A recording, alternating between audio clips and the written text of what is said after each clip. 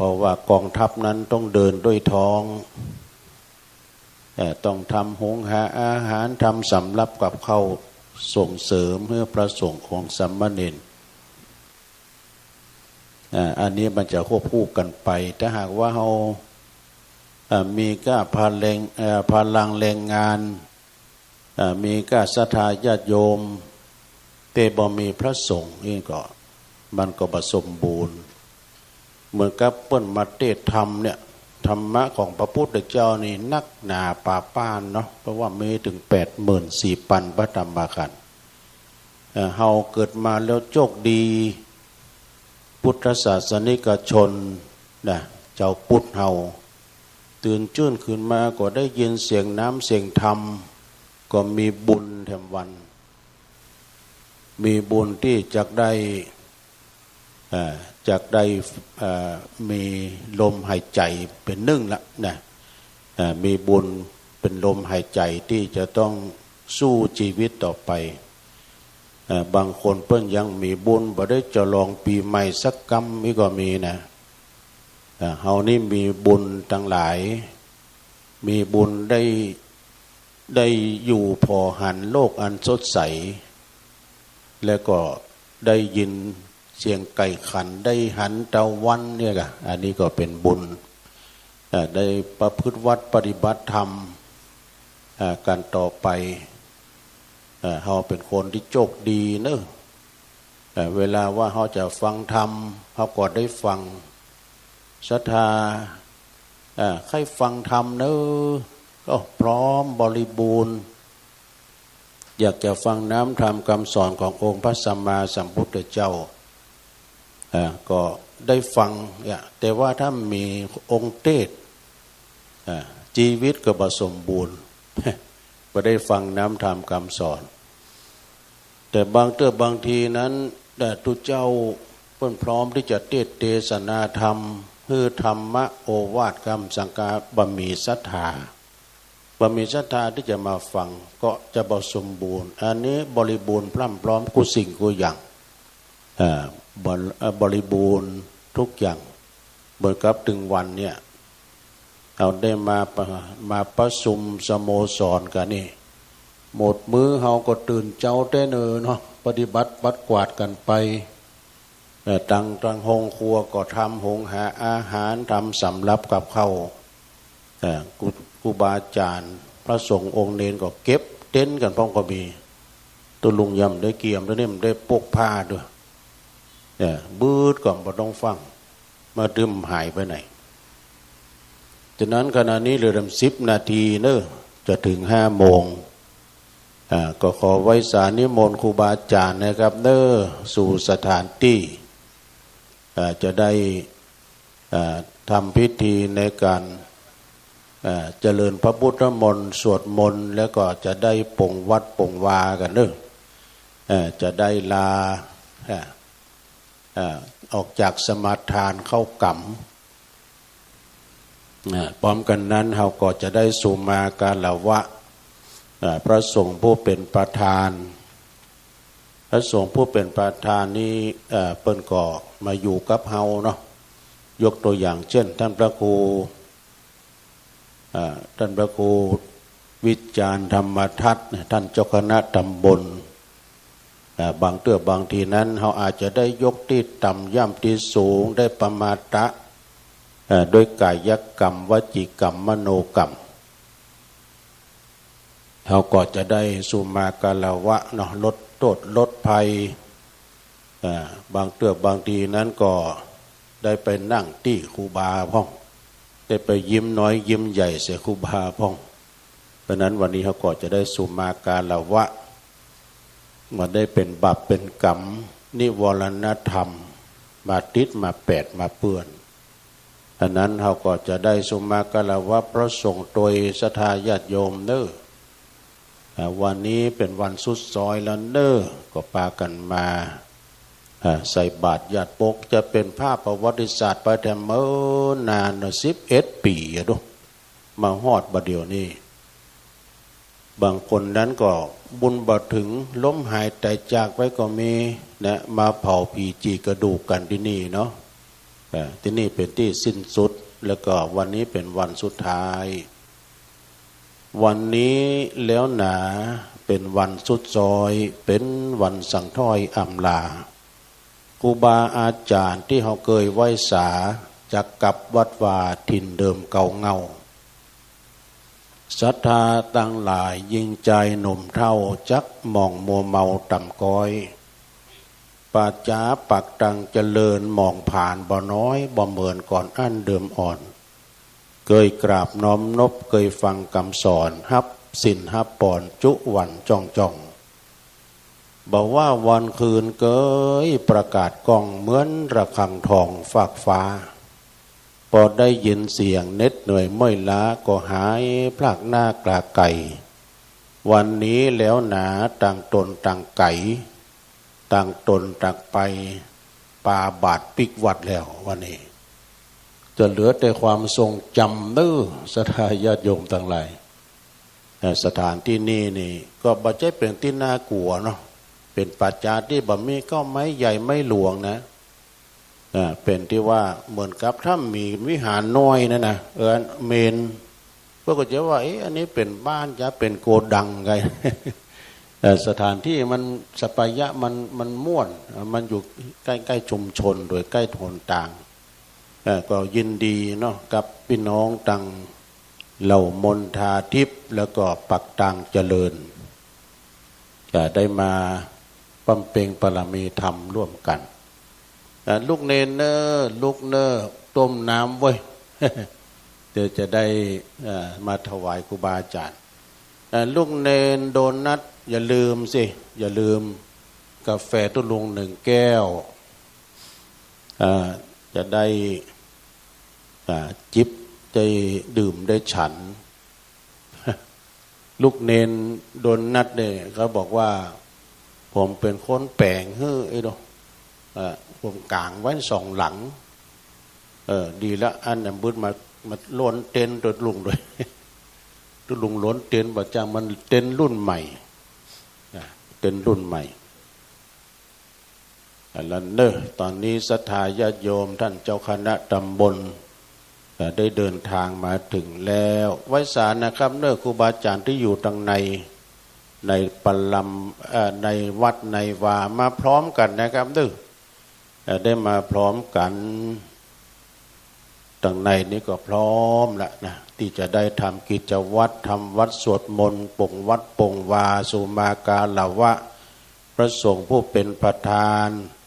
เหมือนกับที่วัดไร่พัฒนารามนะอุ้ยน่าสวยงามมากเลยนะพระสงฆ์องค์เจ้าเนี่ยเปิ้นไหว้กันดูนะเปิ้นไหว้เปิ้นสาสุมากาลาวะกันมีความเคารพนอบนอบว่าคนที่เปิ้นมาก่อนนี่เป็นพี่ใหญ่ถึงแม้ว่าจะอายุน้อยเปิ้นนับว่าสาบุญดูบางคนเฒ่ามามันทิฐิสูงนี่มาบวชกำลุนจะไปนั่งตางหัวบ่น่ะก็ฆ่าแกหรือป้อสูกันนะอย่างเอาละเด้อตอนนี้ท่านพระครูเพิ่นได้นั่งแล้วศรัทธาญาติโยมนิมนต์เลยนะครับเด้อจากได้ทำวัดเอาให้ท่านพระครูเลยมา2 เล่มอันนี้แจ้งเขา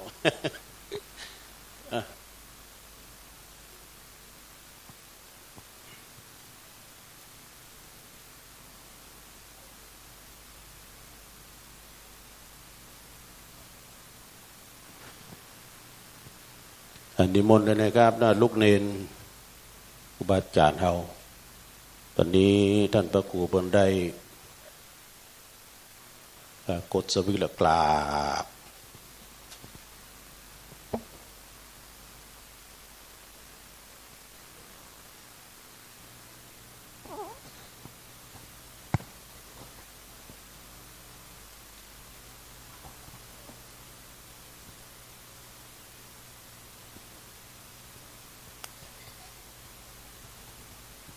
กันเด้อ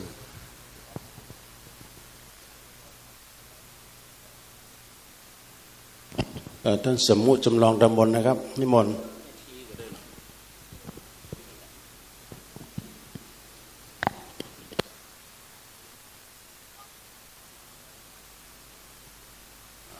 วัดเด้อ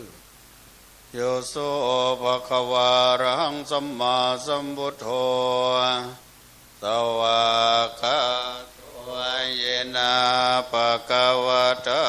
ธัมโมสุปฏิปันโนยัสสะภะคะวะโตสาวกธัมมายังภะคะวันตังสัทธัมมังสัสสังฆังอิเมหิสกาเลหิยะทาระหังอโรยะปิปุชยามะสันตุโนปันเต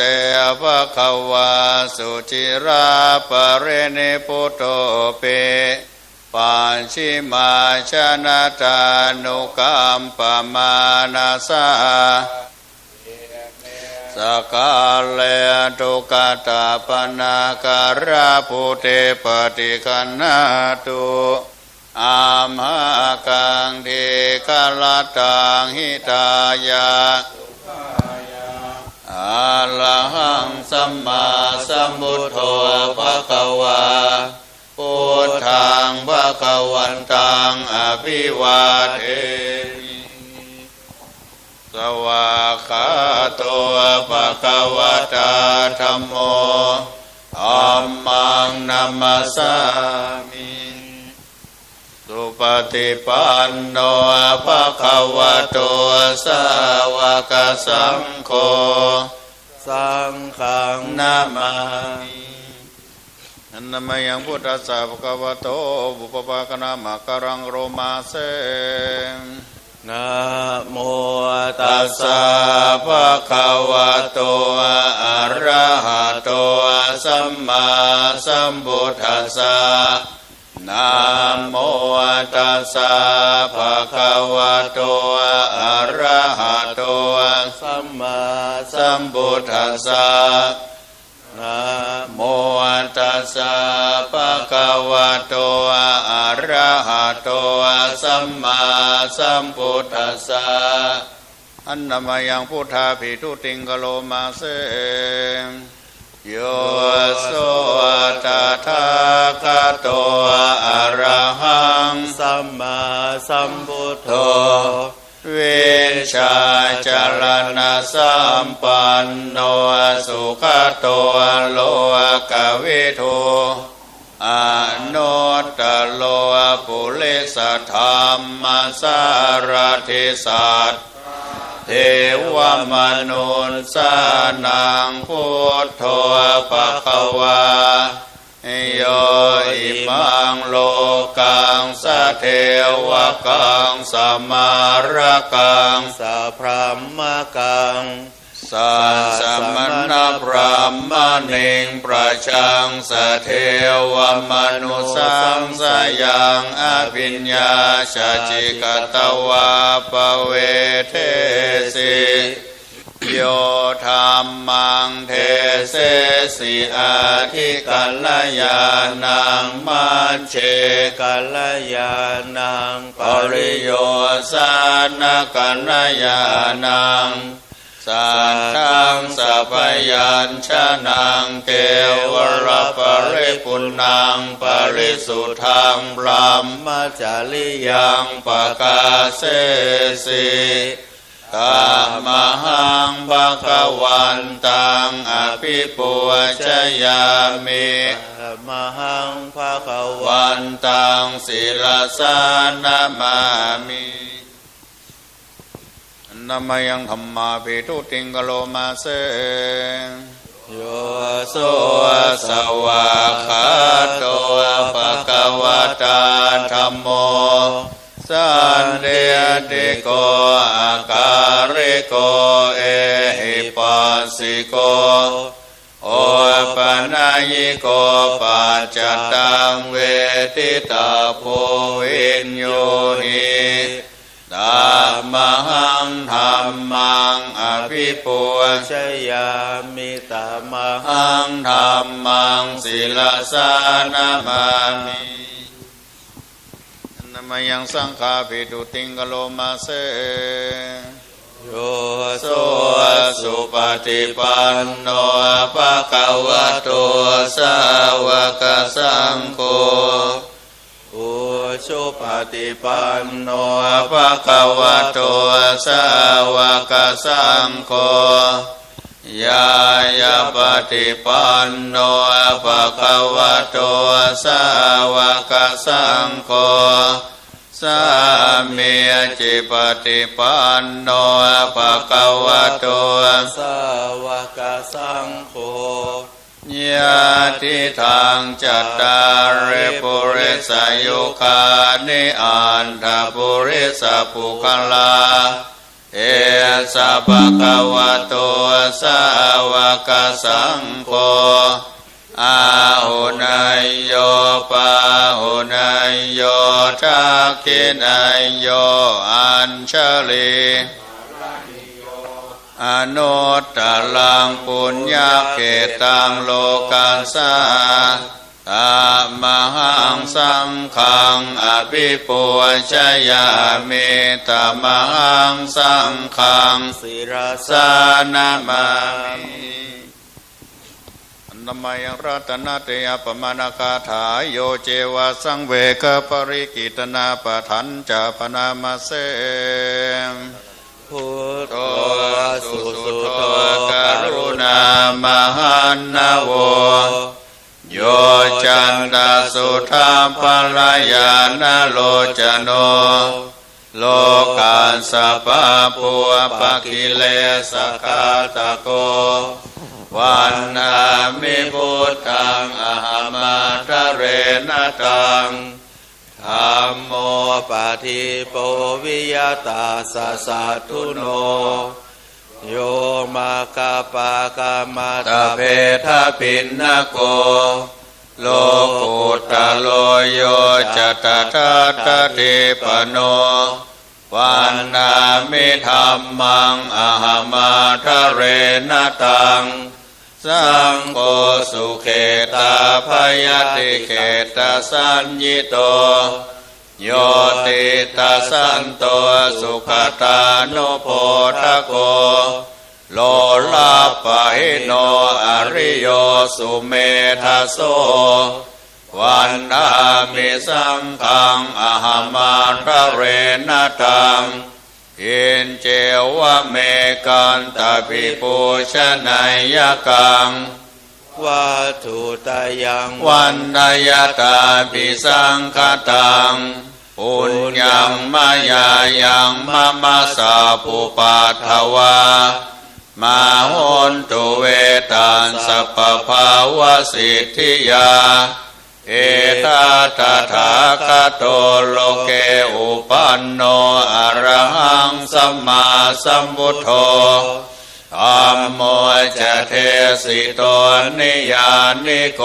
อุปสัมมิโกปรินิพพานิโกสัมทะคาเมสุขตัมปเวทิโตมายันตังธัมมังสุตวาเอวังชนะมาชาติปิทุกขาชลาปิทุกขามรณะปิทุกขังโสกปริเทวทุกขโทมนัสสุปายาสาปิทุกขาอาปิเยหิสัมปโยโคทุกขปิเยหิวิปโยโคทุกขยามปิชังนลปฏิตัมปิทุกขังสังคิเตนะปัญจุปาทานาขันธาทุกขาสยทิทังโรโปปาทานาขันโทเวทานุปาทานาขันโทสัญญูปาทานาขันโทสังขารูปาทานาขันโทวิญญาณุปาทานาขันโทเยสังปริญญายาคารมโนโส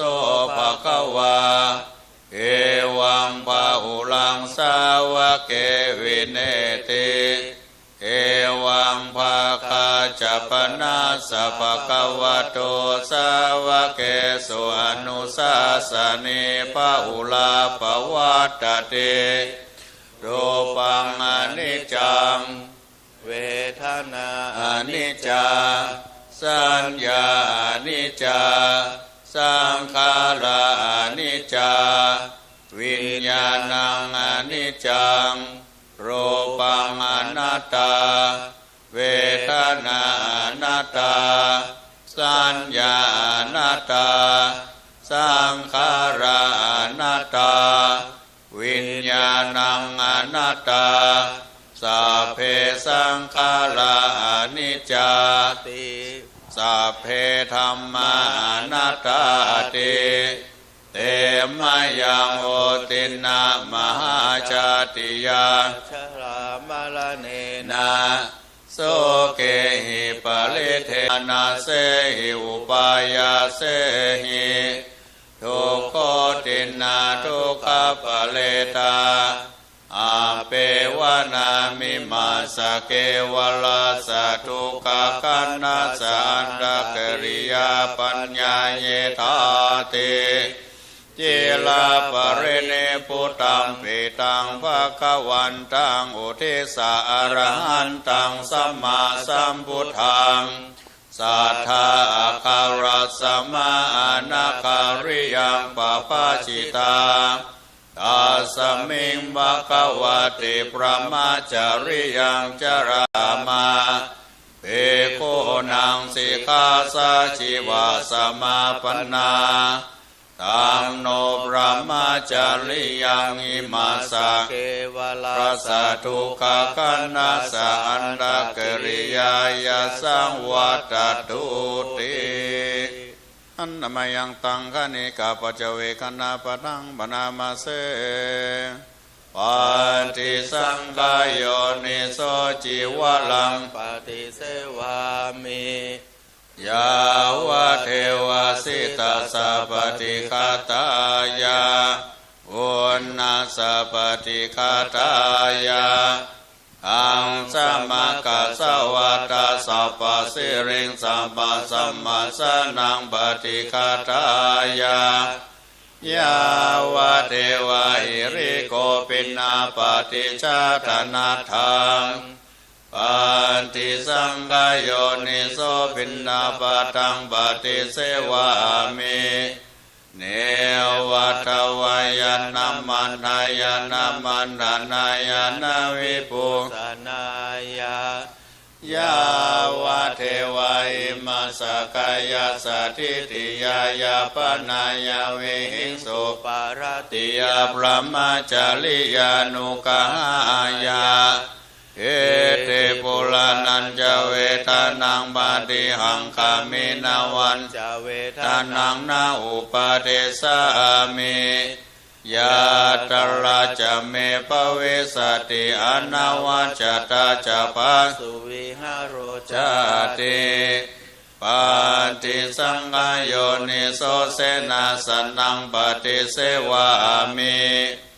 ยาวะเทวสิตาสัพติคาตายาอุณนาสัพติคาตายาตังสัมมากัสสวัตตาสัพพสิริงสัมมาสัมมาสนังปฏิคาตายายาวะเทวะอุตุปาลิสัยยเวโนทันนังปฏิสันลานรามาทังปฏิสังขโยนิโสกิรานะปัจจยเปสัจจปาริขารังปฏิเสวามิยา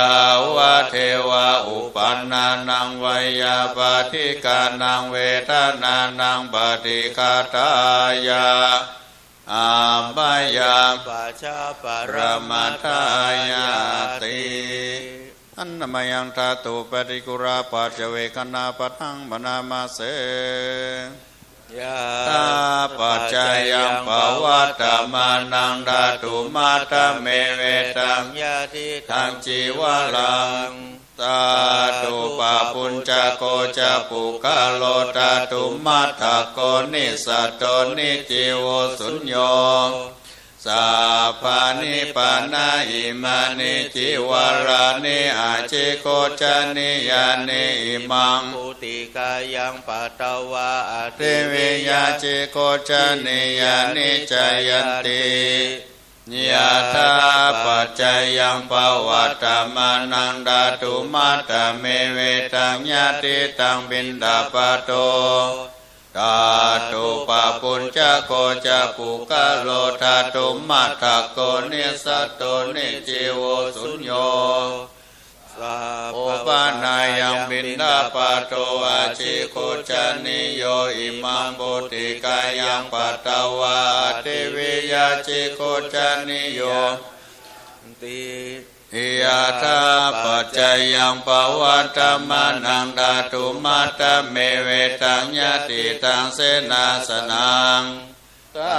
ตุปะปุญจโกจะปุกะโลธาตุมัตถโกนิสัตโตนิจิโวสุญโยสัพพานิปานาอิมานิเสนาสานานิอาจิโกจานิยานิมังบุติกายังปัตตวะเทวิยาจิโกจานิยานิชายันติยะถาปัจจยังภวัตมานังดาตุมัตตเมเวตังญาติตังคิลานะปัจจยเพสัชฌปาลิขาโลธาตุปะปุญจโกจะปุกะโลธาตุมัตถโกนิสัตโตนิจิโวสุญโยสัมโพปานายังคิลานาปัจจยเปสัชฌปาลิขาโลอาจิโกจานิโยอิมังปุติกายังปัตตวะเทวิยาจิโกจานิโยชายาติอันนามยังปาติธนคาถาโยพนามเสยาเทวตาสันติวิหารวาสินีโตเปกาเลโพธิกาเลตาหิงตาหิงตาธรรมทานเนนาปวันตุปูชิตาโสทิงกาลนเตทาวิหารมันทะเลเทลาจามาจานาวากาจะปิขโวสาลามิกาธนาปเทอุปาสกาอามาจเทสานิกามาจเอสลาสัพพนาปุตตาสุขิตาภวันตุเตชาลาภูชาเยปิจาอันตสัมภวาสังเสราชาตาอัทโวปาปาติกานิยานิกัมนัมมาวะลัมปฏิจเตสัพเพปิทุกัสสะกาลนตุสังขยังธาตุจิลังสัตตังธัมโมธัมมัตตลาจะปุคลาสังโฆตุสัมมาโควาทายะจาหิตายะจาอัมเหระกันตุสัทธัมโมสัพเพปิธัมมจาริโนวุติสัมปะปุณณยามาธัมเมอริยปเวทิเตปัสสนาหุนตุสัพเพปิปานิโนบุญนาสาสเนสัมมาทัลลังบาเวสันโตกาเลเทโวปวัสสตุวุติภาวายสัตตานังสามิตังเนตุเมตานิงมาตาปิตาจาอัตตรัยชังนิจังละกันเดปุตตะกังเอวังธัมเมนะราชาโนราชังละกันตุสัพพะทานะโมตัสสะภะคะวะโตอะระหะโตสัมมาสัมพุทธัสสะนะโมตัสสะภะคะวะโตอะระหะโตสัมมาสัมพุทธัสสะนะโมตัสสะ โตอะระหะโตสัมมาสัมพุทธัสสะพุทธังสารนังกัจฉามิธัมมังสารนังกัจฉามิสังฆังสารนังกัจฉามิตุติยัมปิพุทธังสารนังกัจฉามิตุติยัมปิธัมมังสารนังกัจฉามิตุติยัมปิสังฆังสารนังกัจฉามิตติยัมปิพุทธังสารนังกัจฉามิตติยัมปิธัมมังสารนังกัจฉามิตติยัมปิสังฆังสารนังกัจฉามินะโมเมสัพพะพุทธานังตัวติงสาวาลละกะโนตันนังกะโลมหาวิโลเมตังกะโลมหายาโสสารนังกะโลโลกะเอโตดิปังกะโลโจตินทาโลโกตัญโยชนะปะโมโคมังกะโลปุริสาสะโพสุมาโนสุมาโนทิโลเลวะโตระติวัตโนโสปิโตคุณาสัมปันโนอโนมาตัสสิจานุตโมปะทุโมโลกะปัจโชโตนาราโทวาลาสาลาธิปะทุโมตา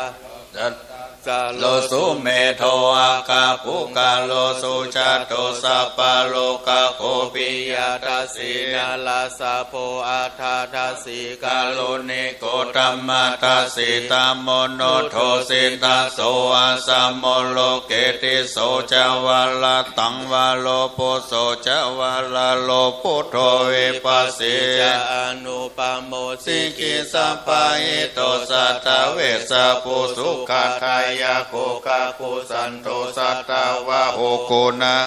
มโนรัง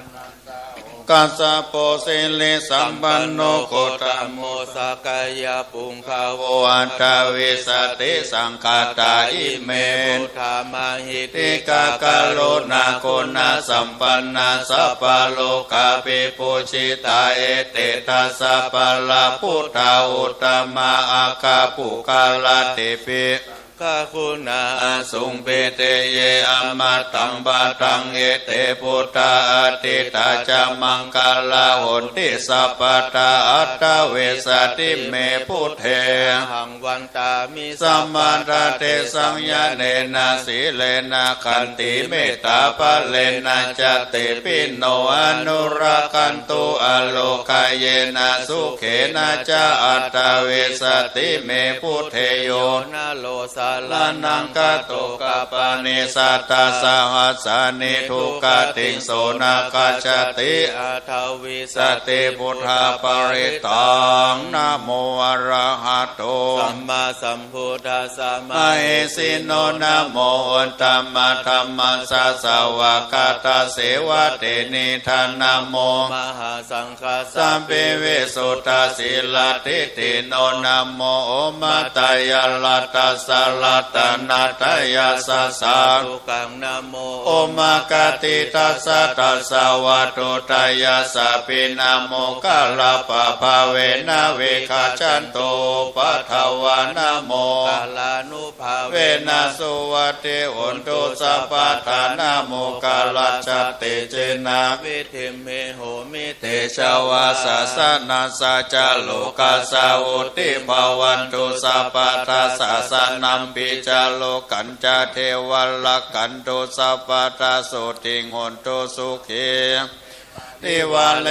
อัตโนอเนกสุมาณาหนตุสาสะเพหิยาติปิลัจจโตวะจุลโตวะมนุสโตวะอมนุสโตวะอคิโตวะอุตกะโตวะปิสัจจโตวะกันุกะโตวะกันดากะโตวะนาคกะโตวะจนะปัทาโลกะโตวะสัทธรรมโตวะสันติ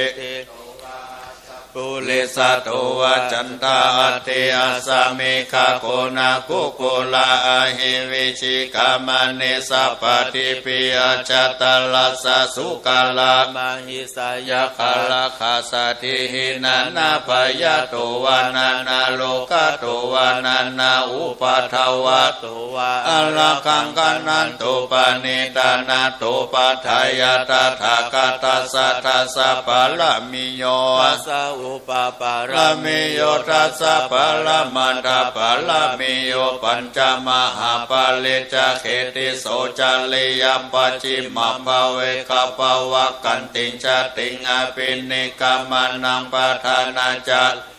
โพธิปัลลังเกมาลาวิชัยยังสัพพัญญุตายานาปฏิเวทังนาวาโลกุตาลาธรรมิติสเปปิเมพุทธคุณเนอวชิตวเวสาลียติสุปกาลันตาเลสุติยามาลติงกาลิตังกาลนโตอายาสัมมาอนันตเทโลวิยากาลุญญาจิตตังอุปัฏฐเปตวโพธิสัตตาสหเสสุจักขวาเลสุเทวตายาสานัมปฏิกันหันติยัญจะโปเลโลกามนุสาตุภิกขาสัมบูตันติวิธรรมยังทิปามันตลาตาปิสิปาลิตันตัมพนามเหอเสวนาจะพลานังปันติตานันจะเสวนาปูชาจะปูชานิยานังเอตัมมังการามุตตมังปฏิโลปฏิสาวะโสจะปุเปจะกาตาปุญญาตาตาสัมมาปณิทิจะเอตัมมังการามุตตมังภาวสัจจัญจสิปัญจเวนยโยสุสิขิโตสุภาสิตาจยาวาจาเอตัมมังการามุตตมังมาตาปิตุปัฏฐานังพุทธทารัสสะสังฆาหุอานาคุลาจักกัมมันตาเอตัมมังการามุตตมังนานันจะธรรมจาริยจยตกานันจะสังฆาหุอานาวัชานิกัมมะเนเอตัมมังการามุตตมาลติเวลติปะปะมาจะปนาจะสัญญาโมอะปะมาโทจะธรรมเมสุเอตัมมังการามุตตมังคาลาวจานิวัตโตจะสันตุติจะกตัญญูตากาเลนะธรรมสาวานังเอตัมมังการามุตตมังคันติจะโสวะจะสัตตะสัมมานานันจะทัสสะนังกาเลนะธรรมจักกัจจเอตัมมังการามุตตมังตาโพจะปรมาจาริยัญจาอริยสัจจานานิพพานาสัจฉิกิริยาจาเอตัมมังการามุตตมังพุทธัสสะโลกาธัมเมหิจิตังยัสสนะกัมปติอโศกังวิราชังเขมังเอตัมมังการามุตตมังเอตติสานิกัตวานาสัพพธัมมาปลาจิตาสัพพทัสสุทิกัจฉันติตันเตสังมังการามุตตมันติมหามังคลสุตังยังกินชีวิตังเอตาวาหุลังวาสเคสุวายัลลัตตานังปานิตังนาโนสัมมังอาทิตาถาคเตนะอิตัมเปพุทเทลัตตานังปานิตังเอเตนะสัจเจนะสุวัติอุตุขยังวิราคังอามาตังปานิตังยาทัสสะกะสักกายามุนีสัมมาหิโตนะเตนะนัมเมนะสัมมาทิกินเจตัมเปธัมเมลัตตานังปานิตังเอเตนะสัจเจนะสุวัติอุตุยัมพุทธเสโธยิสุจินสัมมาทิมานันตาลิกัญญามาโอสัมมาทินาเตนะสัมโมนาเวชเตตัมเปธัมเมรัตนังปานิตังเอเตนะสัจเจนะสุวัติอุตุเยปุคาลาอันทัสสะตังบาสัตตาจัตตาริเอตานิโยคานิโหติเตทะกินายาสุขตัสสะสาวกาเอเตโสตินานิมหาปาราเนตัมเปสังเครัตตานังปานิตังเอเตนะสัจเจนะสุวัติอุตุเยสุปายุตามนัสสะนัมนาเหนะนิกามิโนโคตมัสสะสนามิเตปฏิปตามาตังวิไคหันรัตตมุตตานิปุติงบุญจามานาอิตัมปิสังเครัตตันังปานิตังเอเตนะสัจเจนะสุวัติอุตุกินังปุลานังนาวังนาติสัมภาวังวิลัตตจิตา ายติเกภวสมิงเตนาภิชาเวรุลายจันตานิปันติทิลายทายัมปติโปเอตัมปิสังเขรตานังปานิตังเอเตนะสัจเจนะสุวัติหุนโตกาลนิยามันตากุสะเลนะยันตังสันตังปะตังอภิสเมจัสสะโกโจจะโสโสจะโสวะโจจะสมุโตอนัตติมันเนสันตุจะโกจะสุปาโลจะอัปปะกิโจจะสัลลาหุกะวุเตสันตินาลิโยจะนิปะโกจะอัปปะกะโพเลสุอานานุขิโทนาจะโกนังสัมมาจะเลกินเจเยนะเวนโยปะเลอุปาวะไทยโยสุเขโนวะเขมิโนหันตุสัพเพสัตตาภวันตุสุเกตตาเยเกจิปนาภูตาเทตาสาวะทาวะลาวะอนาวะเสสติกาวะเยมหันตวะมัจจิมาลาสกานุกาตุลาติทาวะเยจาติทาเยจาตุเลวะสันติอเวตุเลพุทธาวะสัมภเวสีวะสัพเพสัตตาภวันตุสุเกตตานาปะโลปะลังนิกุเปตานาติมันเยตากาตาจินังกินจิพยาโลสันนาปันติกาสัญญานัญญามัญญาสัตตุกาเมจยมาตายาฐานิยังพุทธังอายุสาเอกพุทธมนุลเขวัมปิเตสุมานาสัมภวะเยอปาริมานัมเมตัญจะสัพพโลกัสสมิมานาสัมภวะเยอปาริมานังอุทังอโทจติลิยัญจาสัมมาทังอเวรังอาสปันทังนิทันจะลังนิสินโนวาสยโนวายวัตสเวกตเมโทตังสติอเตตยาปรมเมตังวิหาลังเอตมาโหติตินจานุปกัมมสีรวัฏสะเนนะสัมปันโนเมสุเวนายะเกทังนายจตุกะปัสสยังปุณเลติติการณิยเมตาสุตาติโลเกศิลคุณโนสัจจังสุจยานุตายเตนะสัจเจนะกะหามิสัจจกิริยามกาสังหังสันติปะคาปัตตนาสันติปัฏฐาวัญจนามัตตาปิตาจนิขันตาจัตตเวตาปฏิกรรมสาสัจเจกเตไมหัมมหาปัจจลิโตสิวาเชสิโสลสกาลิสานิอุตกังวัตถยถาสิกิสัจเจนะเมสโมนาเตสเมสัจจปาลมิเตปะมโนพุทโธปะมโนธัมโมปะมโนสังโฆปะมนาวันตานิสิลินสัปปานิอาหิวิจิกาสัตตปฏิวุณนานาปิสลาภูมุจิกาตเมราคากันตเมปาลิตาปฏิกามันตุพุทธานิโสหังนะโมภะคะวะโตนะโมสัตตานังสัมมาสัมพุทธันนันติติปิโสภะคะวะอะระหังสัมมาสัมพุทโธวิชาจารณะสัมปันโนสุขโตโลกเวโตอนุตตโลปุเรสัทธัมมาสาลเตสัทธาเทวมนุสานังพุทโธภะคะวะติสวากาโตภะคะวะตาธัมโมสันติติโกกาลิโกเอหิปัสสิโกปนายิโกปัจจตังเวทิตาโพวิญโยหิติสุปฏิปันโนภะวะโตสาวกสังโฆจุปฏิปันโนภะคะวะโตสาวกสังโฆญาญาปฏิปันโนภะคะวะโตสาวกสังโฆสามิจิปฏิปันโนภะคะวะโตสาวกสังโฆยติตังสัตตะเรภูเรสายุคานิอาทาภูเรสัพพุกาลาเอสัพพะคะวะโตสาวกสังโฆอาหุนายโยปาหุนายโยอัญจลิกาลนิโยอนุตตลังปุญญเขตังโลกัสสาติปะหุงสหัสสมาปินิมิตาสาวุตันตังคริเมลังอุทิตาโคลาสเสนามาลังทานาเตตัมมาเวทินาจิตาวามุนินโทตันเตจะสาภวันตุเตจยมังกาลานิมาลาติเลกัมมาปิโยติตัสสะปะลันติโกลัมปนารวะกัมมะกัมมตตยคานติสุทันตาวิตินาจิตาวามุนินโทตันเตจะสาภวันตุเตจยมังกาลานินาลาคิลิงกะจวะลังอติมาตาภูตัง ทวากิจกรรมสานิวาสุทารุนันตังเมตัมบุเชกเวทินาชิตวามุนินโทตันเตจัสสะภวันตุเตชยมังคลานิอุคิตกกรรมติหัตสุทารุนันตังทวันติโย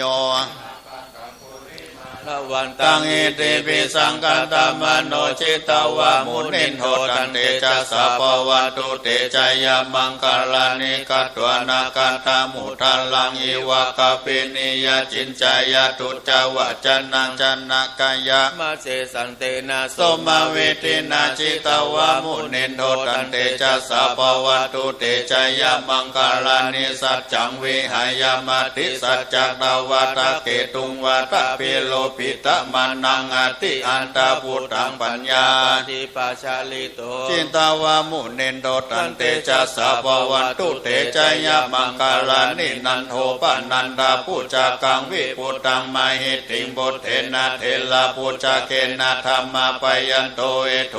เทสาวิทินาจิตาวามุนินโตตันเตจัสสะภวันตุเตชยมังคลานิกาติติปุจเกนะสุทัทธะธัมพระมังวิสุทธิสุติมิธิภกาพิธานายนาคเทนะวิธินาจิตวามุนินโทตันเตจัสสะภวันตุเตชยมังคลานิเอตปิพุทธชยมังคลาหัตถคาถายโยจันโนทินาทิเนสลาเตมาตันติหิตวานาเนกาวิวิธานิจุปัฏฐวานิโมขังสุขังอธิกามายนาโลสัพพัญโย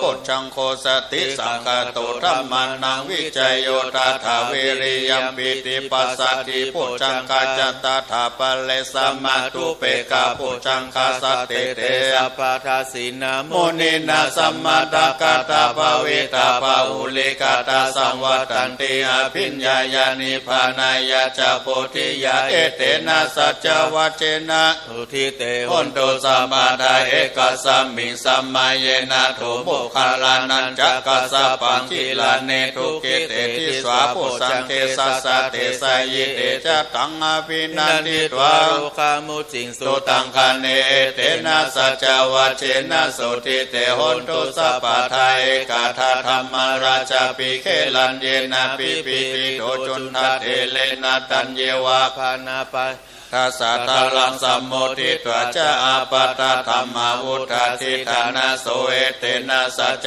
วัจเจนะสุทิเตโหนตุสัพพทาปะหินาเตจะอาปัตตะทินันนัมปิมเหสีนังกติเลสาวะปัตตานุปัฏธรรมตังเอเตนะสัจจวัจเจนะสุทิเตโหนตุสัพพทายันตุนิมิตังอวามังคลัญจโยมานะโปสะกุณาสัสสะโตปะปะกะโหตุสุปินากันตังพุทธานุภาเวนะวินาสเมนตุยันตุนิมิตังอวามังคลัญจโยมานะโปสะกุณาสัสสะโตปะปะกะโหตุสุปินากันตังธัมมานุภาเวนะวินาสเมนตุยันตุนิมิตังอวามังคลัญจโยมานะโปสะกุณาสัสสะโตปะปะกะโหตุสุปินากันตังนุภาเวนะวินาสเมนตุมหากรุณิโกนาโทหิตายาสัพพปานินางภูเลตวะปะละมิสัพพปะโตสัมโพธิมุตตมังเอเตนะสัจจวัจเจนะโหนตุเตชยมังคลังจยันโตทิยามูเลสกายานังนันติวัตโนเอวังตวงวิจัยโยโหหิจยสุจยมังคเลอปะลาชิตาปะลังเกสิเสทาวิปุคาเลพิเศเกสัพพพุทธานังอากาปโตปโมทติสุนักตังสุมังคลังสุปปะตังสุโอติตังสุกาโนสุโมโตจักสุยิธรรมพระมจาเลสุปทักขินังกายกัมมังวาจากัมมังบัตทักขินังบัตทักขินังมโนกัมมังบานิทิเตปัตทักขินาปัตทักขินานิกัตวานาลาปันตเถปัตทักขิเนนัตถิเมสลานังอัญญังพุทโธเม สารนังวารังเอเตนะสัจวะเจนะอนโตเตจายะมังคลังนาติเมสารนังอัญญังธัมโมเมสารนังวารังเอเตนะสัจวะเจนะอนโตเตจายะมังคลังนาติเมสารนังอัญญังสังโฆเมสารนังวารังเอเตนะสัจวะเจนะอนโตเตจายะมังคลังยังกินกิลัตตานังโลเกวิจติวิวิธังพุทโธลัตตานังพุทธะสัมมังนันติตัสสัมมาโสติภวันตุเตยังกินกิลัตตานังโลเกวิจติวิวิธังพุทโธลัตตานังธัมมะสัมมังนาติตัสสัมมาโสติภวันตุเตยังกินกิลัตตานังโลเกวิจติวิวิธังพุทโธลัตตานังสังฆะสัมมังนาทิตัสสัมมาโสติภวันตุเตหิริโอตตัปปะสัมปันนาสุขธรรมะสัมมาหิตาสันโตสัพพุริสาโลเกเทวามาติพุจาเรสันเดปะคาปัตตานาสันติปัฏฐาวันจนามาตาปิตาจานิขันธาจัตตาเวทาปฏิกามาชยาจันนาคตาพุทธเจตวมาลาวาหนังจันตุสัจจมัตตาราชังเยปิวิสุนาลาสะปะตันหังกลาตโยพุทธะอัตตวิสัตถินายกาเปปตินดิตาไมหังมันดาเกเตมุนิสลาสิเสปฏิทิโตไมหังพุทโธธัมโมทวิโลจันเนสังโฆปฏิทิโตไมหังวุเลสัพพะคุณากาโลหะไทเยเมนสัลเลโปโตจันทกิเนโกตัญโยปิติภาคัสสมิโมคคัลลาโนจาวามาเกทักขิเนสวะเนไมหังอาสุงานันทาลาหุโลกัสสะโปจามหานาโมอุปสุวามาโสตเกเกสันเตปิติภาคัสสมิสุริโยวะปะปังกาโลนิสิโนสิเลสัมปันโนโสภิโตมุนีปุงกะโวกุมาลักกัสสะโปเทโลมะเหสีจิตตวัตโกโสวัฏเนนิจัมปติตาสิคุณากาโลปุณโนอังคุเลมาโลจะอุปาลินันตสิวาริยิเมปัญจมหาเทลานาลเตติลกามะมะเสสะสิติมหาเทลาจิตาวันโตจินโนลาสัจลันตาจิลเตเจนะอังคมังเคโสสันติตาลตานังปุระโตอาสิทักขิเนเมตตาสุตตะกังราชกังปัสสะโตอาสิวะเมอังคุลิมาละกังกันธโมลาปะเลตัญจาตานาติยสุตตะกังอากาเจชะทันนังอาสิเสสะปะกาลสันติตาชินนาวาลสังยุตเตธัมมาปะกาลลังกเทวะสะโตเมสะกิเจนะสัมมาสัมพุทธะตาปิตาทิจันจตาปะหิลัญญันตุปัตตวาเสสาวินายังยันตุอนันตาปุณาติจาจาจินาปัญชาลมัญญัมหิวิหาลันตามหิตาเลสัทธาปะเรตุมังสะเปเตมหาปุริสาสัพพะเจวะเมกะโตสุกะสุลโขพุทธานุภาเวนะจิตุปัฏฐาวธัมมานุภาเวนะอินนาลิสังโฆสังฆานุภาเวนะตันตะลายโยจะลามิสัทธัมมานุภาวะปะละตุติชยปัญจละ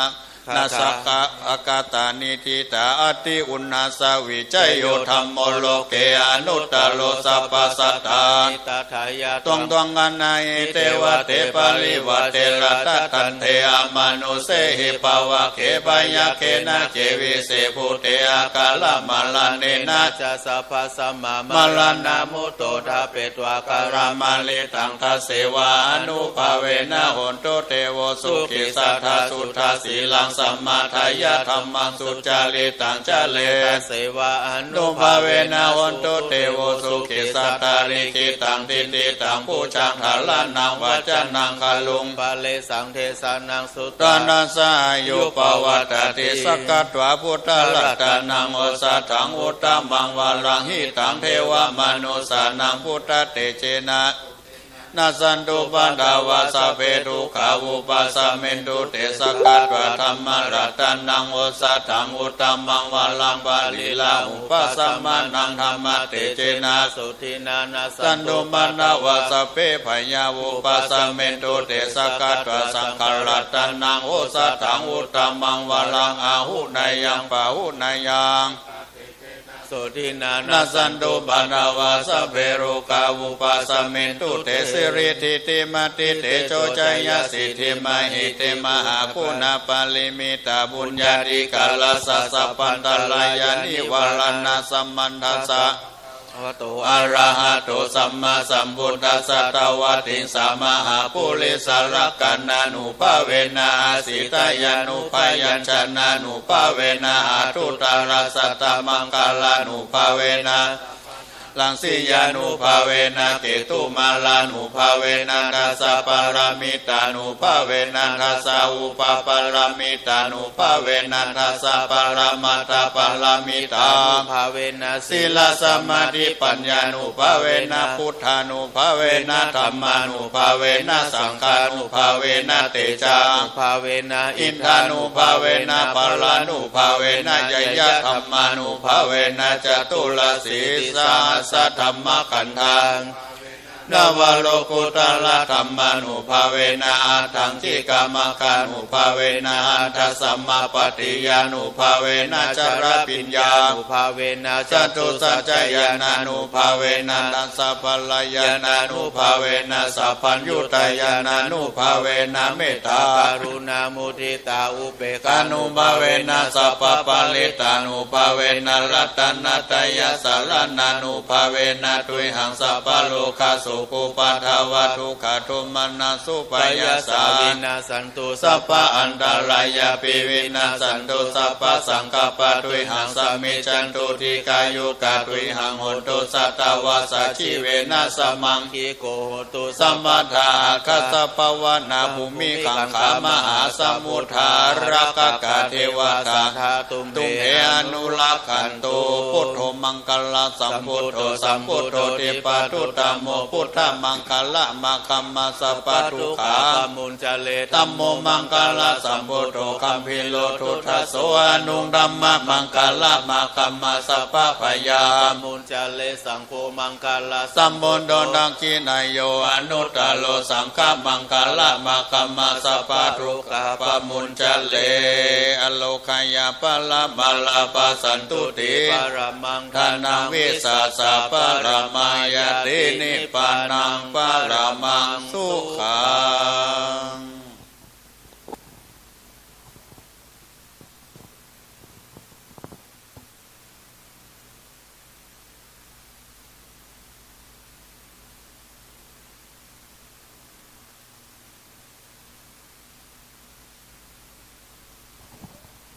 คนภาวนาเด้อศรัทธาตั้งนอกเงียบเสียงของเด้อตั้งนอกจะไปอู้กันดังเด้อทุกเจ้าภาวนาอยู่สักกามเดียวเนาะอดใจเอาคำเดียว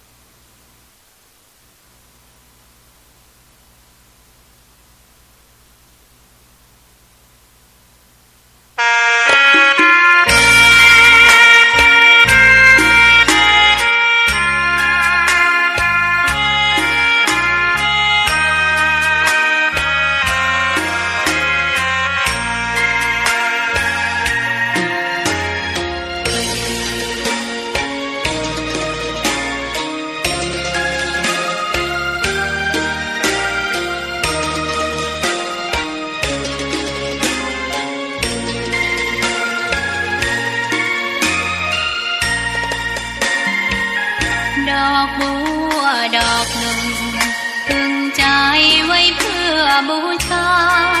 แด่องค์พระศาสดาสัมมาสัมพุทธเจ้ามีความงามเงียบไม่เปรียบเทียบเขาเทียบเราใครมองไม่งามช่างเขาแต่เจ้าก็คือดอกบัวด้วยความสัตย์ซื่อยึดถือความดีเป็นหลักใครรักไม่รักก็ไม่จมปลักมองมัวเมื่อโผล่พ้นน้ำก็เห็นความงามในตัวไม่ยึดติดในตมชั่วขอเป็นดอกบัวดอกดีใครไม่มองว่าบัวงามเด่นกัมมังนิปานาปัจจโยโหนตุโนนิจังอิตังศีลากัมมังนิปานาปัจจโยโหนตุโนนิจังอิตังภาวนากัมมังนิปานาปัจจโยโหนตุโนนิจังยังกินจิโกสลังกัตตาปังกัมมังสัพเพหิกาเตกาตังปุญญังโนอนุโมทันโตสุนันตุพนโตเยเทวาสามิงฐานเนอติคาตาลิกายุกาสัตตาหุนตุสัพพสัตตานังสุขีอัตตานังปาลิหาลันตุมาตาปิตาสุขิตาหุนตุตุขาปะมุจจันตุสัพเพญาติกาสุขิตาหุนตุตุขาจันตุสัพเพอายาติกาสุขิตาหุนตุตุขาปะมุจจันตุสัพเพปิสาสัพเพยัคขาสัพเพเปตาสุขิตาหุนตุตุขาปะมุจจันตุสัพเพนาคันตาสุขิตาหุนตุตุขาปะมุจจันตุสัพเพเทวาสุขิตาหุนตุตุขาปะมุจจันตุสัพเพอาจาริโยปัจจยาสุขิตาหุนตุตุขาปะมุจจันตุสัพพสัมปตินาสามิจันตุโววันตาเมปุณทังสัมปังเมโตสังฆามาตาเมพันเตวันตาเมธัมมังสัพพังเม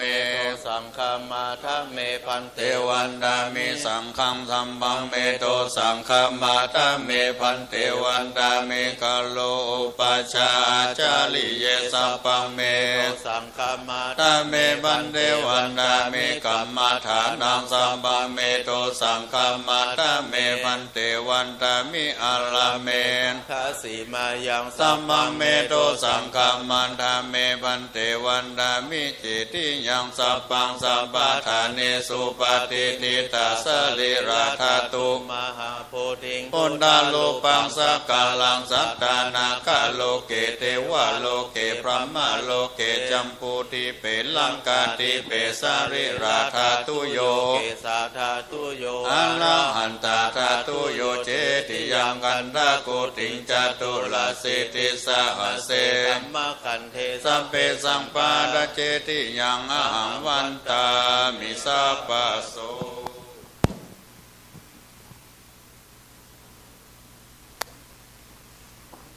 วันตามิสัพพะปาราทังกัมมะธรรมเมพันเตยากตังปุญญังสามินาอนุโมทิตาพังสามินากตังปุญญังไมหังคาทพังวะอภิวาทนาสิริสานิจังวุธาปจายโนจัตตาโลธัมมวัฏันติอายุวโนสุขังภาลัง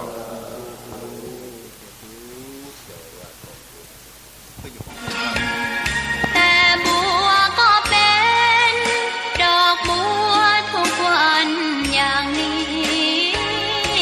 ไม่อยากเด่นดังนิมนต์มามดเนอะตนที่อยู่ที่นอน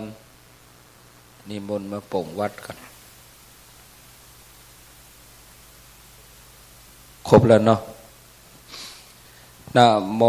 ตัสสะภะคะวะโตอะระหะโตสัมมาสัมพุทธัสสะนะโมตัสสะอะระหะโตสัมมาสัมพุทธัสสะนะโมตัสสะภะคะวะโตสัมมาสัมพุทธัสสะปิณฑปฏิกังขังอติเลกะลาพังปฏิคิปามิวัตตังนิคิปามิวัตตังนิคิปามิวัตตังนิคิปามิฉันนังปฏิปามิลุกขะโมลิกังคะลุกขะโมลิกังคะลุกขะโมลิกังคะวัตตังนิขิปามิวัตตังนิขิปามิวัตตังนิขิปามิโสสานิกังขังโสสานิกังขังโสสานิกังขังวัตตังนิขิปามิวัตตังนิขิปามิวัตตังนิขิปามิเสนาสนะโลลุปังปฏิคิปามิเสนาสนะโลลุปังปฏิคิปามิเสนาสนะโลลุปังปฏิคิปามิวัตตังนิขิปามิวัตตังนิขิปามิวัตตังนิขิปามิองขันสุมาหะเทเลปมาเทนะทวาลตะเยนะกตังสัพพังอปาลาทังคัมมะตุโนพันเตเอาบอกมีทัพไพแต่มุ่งหวังในทางเด่นดีเกิดมาเพื่อสร้างบารมีถวายชีพนี้บูชา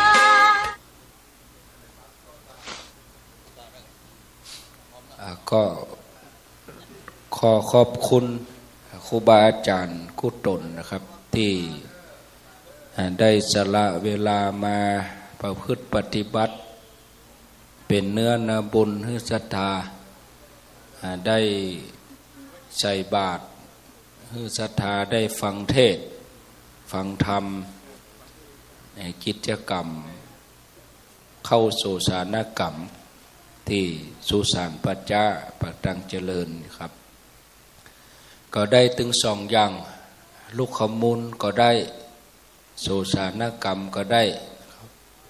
ลูกขมูลก็ไปนอนในวัดปุ้นอาจจะอัตคัดบัดสะดวกสบาย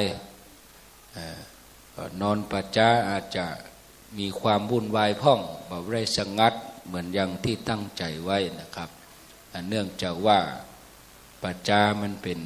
ปัจจาของชุมชนชาวบ้านก็ต้องมา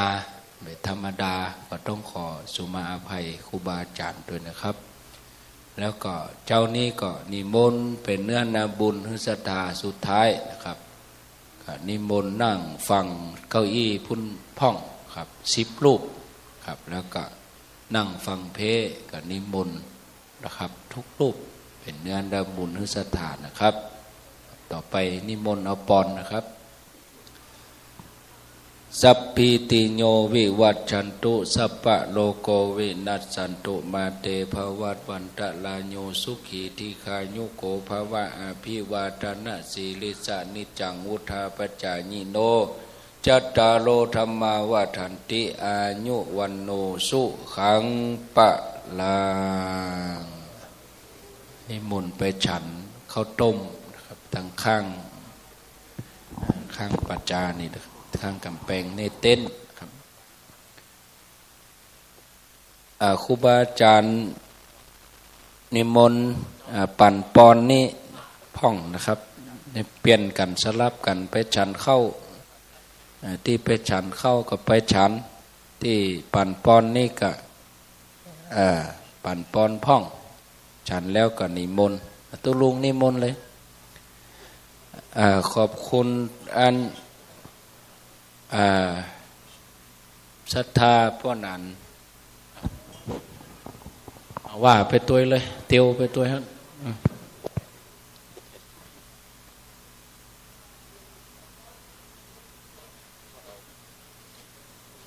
เหลือสอง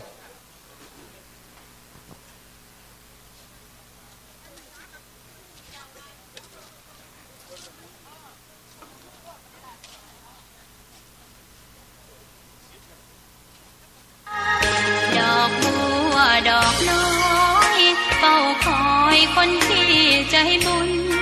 มาอบเอื้อเกื้อ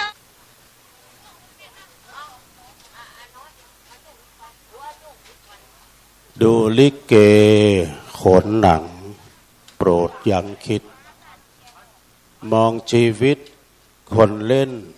เช่นโขนหนังบางครั้งสุขทุกกลุ่มสุมประดังไม่กี่ครั้งก็ลาลับ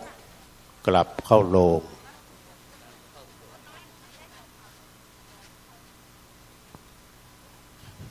ขอความนอบน้อม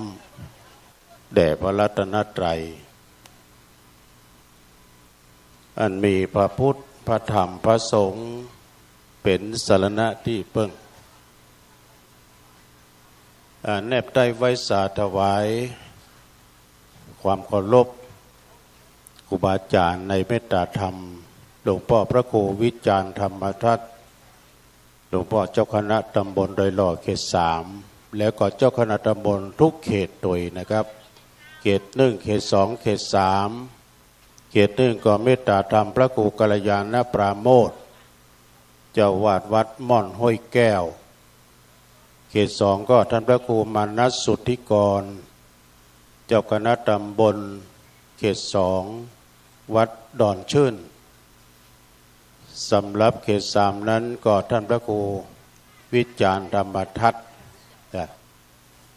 แล้วก็ครูบาอาจารย์กู้ตนกู้องค์ด้วยความเคารพนะครับเนอะขอประกาศพี่น้องเหล่ามนทาทิพย์เนอะรอครูบาอาจารย์เปิ้นได้ฉันจังหันแล้วโดยท่านอาจารย์พระอาจารย์ดำรงท่านเจ้าวาดเปิ้นก็บอกว่าเปิ้นจะถวายทาน10,000 บาทฮะก็เดี๋ยวบื้อจะมามอบมาทานเนอะพี่น้องเหล่ามนทาทิพย์อันนี้เป็นต้นรวมของคณะวัดเหล่ามนทาทิพย์และที่ย่อยนั้นก็หางไผ่มันก็ตาลเดี๋ยวหอเพิ่มเติมก็ได้เนอะเพิ่มเติมก็ได้ตอนนี้ขันเข้ากับลังปดโตมากันอย่างกองทัพงูเห่ามาเรื่อยๆนะโยมเนอะตุลุงเติกเบิ่งกันเดี๋ยวตุลุงแป๊ดหน่อยเนาะเติกหน้าเบิ่นวันนี้ต้องขออภัยด้วยนะโยมเนอะบางทีอาจจะไม่ได้อ่านรายชื่อเสียงมันนักเหลือเกินมันนักนะที่เปิ้นไปปั่นปอนแล้วมันต้องเอามาไว้เนี่ยนะเพราะเปิ้นปอนพวกละเนอะใส่หีบเลยขอบคุณตั้งพ่อภูวัดดลแม่อุสาพรหมทาจัดตันขันเข้าไปหาพ่อแก้วแม่แสงในใจในสิงใจพรหมทาที่ล่วงลับไปเนอะอันนี้เปิ้นปัจจัยเข้าหีบละพายจะใส่ขันสินขันสุมาใส่ขันแก้วทั้ง3ก็เชิญกันได้เนอะวันนี้เป็นวันสุดท้ายวันอำลาอาลัยวันสุดท้ายนะก็สดาญาติโยมก็กำลังมากันใส่เลยมีเพิ่มเติมแถมญาติโยมทั้งหลายแหกหมานก่อนเนาะอันใหม่มีคณะลูกหลานเนอะเปิ้นตันไปหาอันนี้อย่างนางสาวมุกดาชัย ใจหมูเนาะแล้วก็มีอุ้ยมา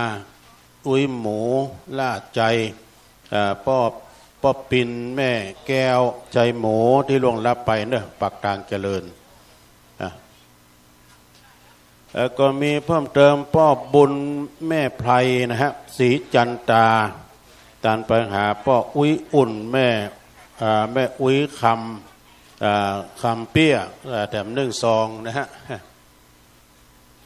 มีในวิเชียรนางจารุวรรณปัญญาน้อยอุทิศบุญกุศลไปหาน้องเด็กชายเจษดาวงจอมตัวเนอะเพราะเกิดไม่เกิดเจ้ากรรมในเวรตัวตอนนั้นมาก็มีพ่อบุญแม่ไพนะศรีจันตาตันไปหาพ่อหลวงพ่อนานหลวงเนาะแล้วก็นายแดงนางติมนะสีเป่งนะอนุโมทนาเนอะ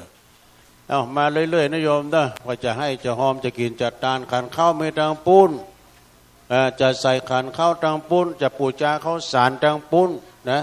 จะมาบริจาคมาเขียนมาทางนี้ใจขันสินขันสุมาดังปุ้นเนาะอ่ะกะเจเอิญมาเนี่ยว่าจะเอาอย่างมาให้ลุงแม่จันรถใส่พอทุลุงเนอะวะอันนี้สมจิตนะมโนลิเนี่ยพี่น้องศรัทธาตามพร้อมด้วยลูกหลานตามไปหานายอุทัยนางคำปันมโนลิแต้ม1 ซองแล้วก็ยังตานไปเฮือในอนางทองใบสิริปาตัวในประพันธ์อินสมตัวเนอะมาแถมญาติโยมแม่มณีชัยเลิศอุทิศบุญกุศลตานไปหน้าแต้ม1 ซองนะฮะแล้วก็มีในธนกฤษนางพัชรินชัยยาเลิศเหล่าเป้าร่วมรำบุญไปหน้า1 ซองเพิ่นพิมพ์นี่อ่านง่ายนะเด้นางสมจิตมโนลินะฮะพร้อมลูกหลานอุทิศบุญกุศลไปหาทวัชชัยแล้วก็แม่แก้วปานแล้วก็ย่าเป้าอีกสีนาคตัวเนอะอันนี้หมายมีเนอะอันนี้อย่างอ่านมาได้เอ้าไป สุมาเนอะแม่เพียรญาติวงนะฮะตันไปหน้า100 บาทแล้วก็มีบางคนเพิ่นเขียนตัวหนังสือน้อยเพิ่นลูกบ้านมานะอันนี้แม่อย่างนั้นอย่างนั้นนายวิชัยเนาะยุพาญาติบอกโอ้ท่านประธานวิชัยยินดีเด้อร่วมทำบุญแถม1 ซอง100 บาทแล้วก็มีศรัทธาแม่บุญทองอุทัยผลจะส่วนตานไปหาป้อออนแม่บุญมานะสิริปาสมจิตนะสิริปามานะสิริปา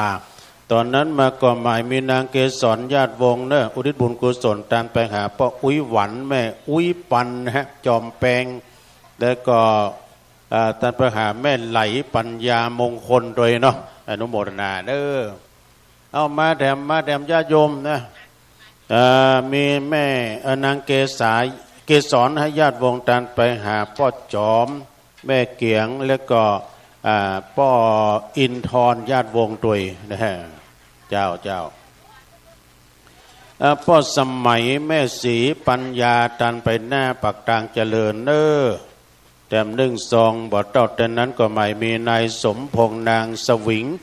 อุ่นทรายนะพี่น้องสิริมังคลาจารย์เนออุทิศบุญกุศลแต่ดวงวิญญาณของนายสวัสดิ์ยะมะละโธ่อันนี้มันกระถาแล้วเนี่ยยะมะละเนี่ยตุดเลือดได้เลย100 บาทเจ้าก็มีเพิ่มเติมนะฮะบ่ายเมนายวันณปัญญาศรีอุทิศบุญกุศลป้ออินแม่ป้อปัญศรี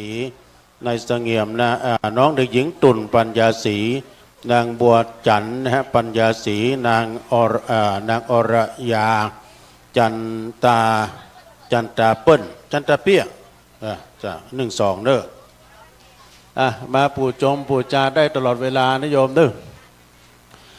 พ่อแปงปัญญาศรีตานไปหาแม่พินปัญญาศรีตัวเองนะฮะแล้วก็ยังตานไปหาอุทิศบุญกุศลไว้ภายหน้าตัวเองเนาะอนุโมทนาเด้อและนางสาวพานุมาศนี่เพิ่งก็ร่วมระบุญตานไปหน้าเจ้ากรรมในเวรแถม1 ซองแล้วบอดต่อแต่นั้นพ่อเกียรติแม่ทองพิมพ์นะฮะ เปิ้นกันทำเปิ้นตานไปหาป้ออุ้ยนานปีนนานมั่นกันนี่อย่านาฟูป้อมไปดูคนป .4 มั้งได้ เขียนดีๆหน่อยนึกเขียนดีๆหน่อยสุมาเด้อป .4 ไม่มีเส้น100%รัษฎรเต็มขั้นตอนเด้ออ่านผิดพลาดประการใดสุมาด้วยนะฮะนะแม่จันเป็งคำล่าอีก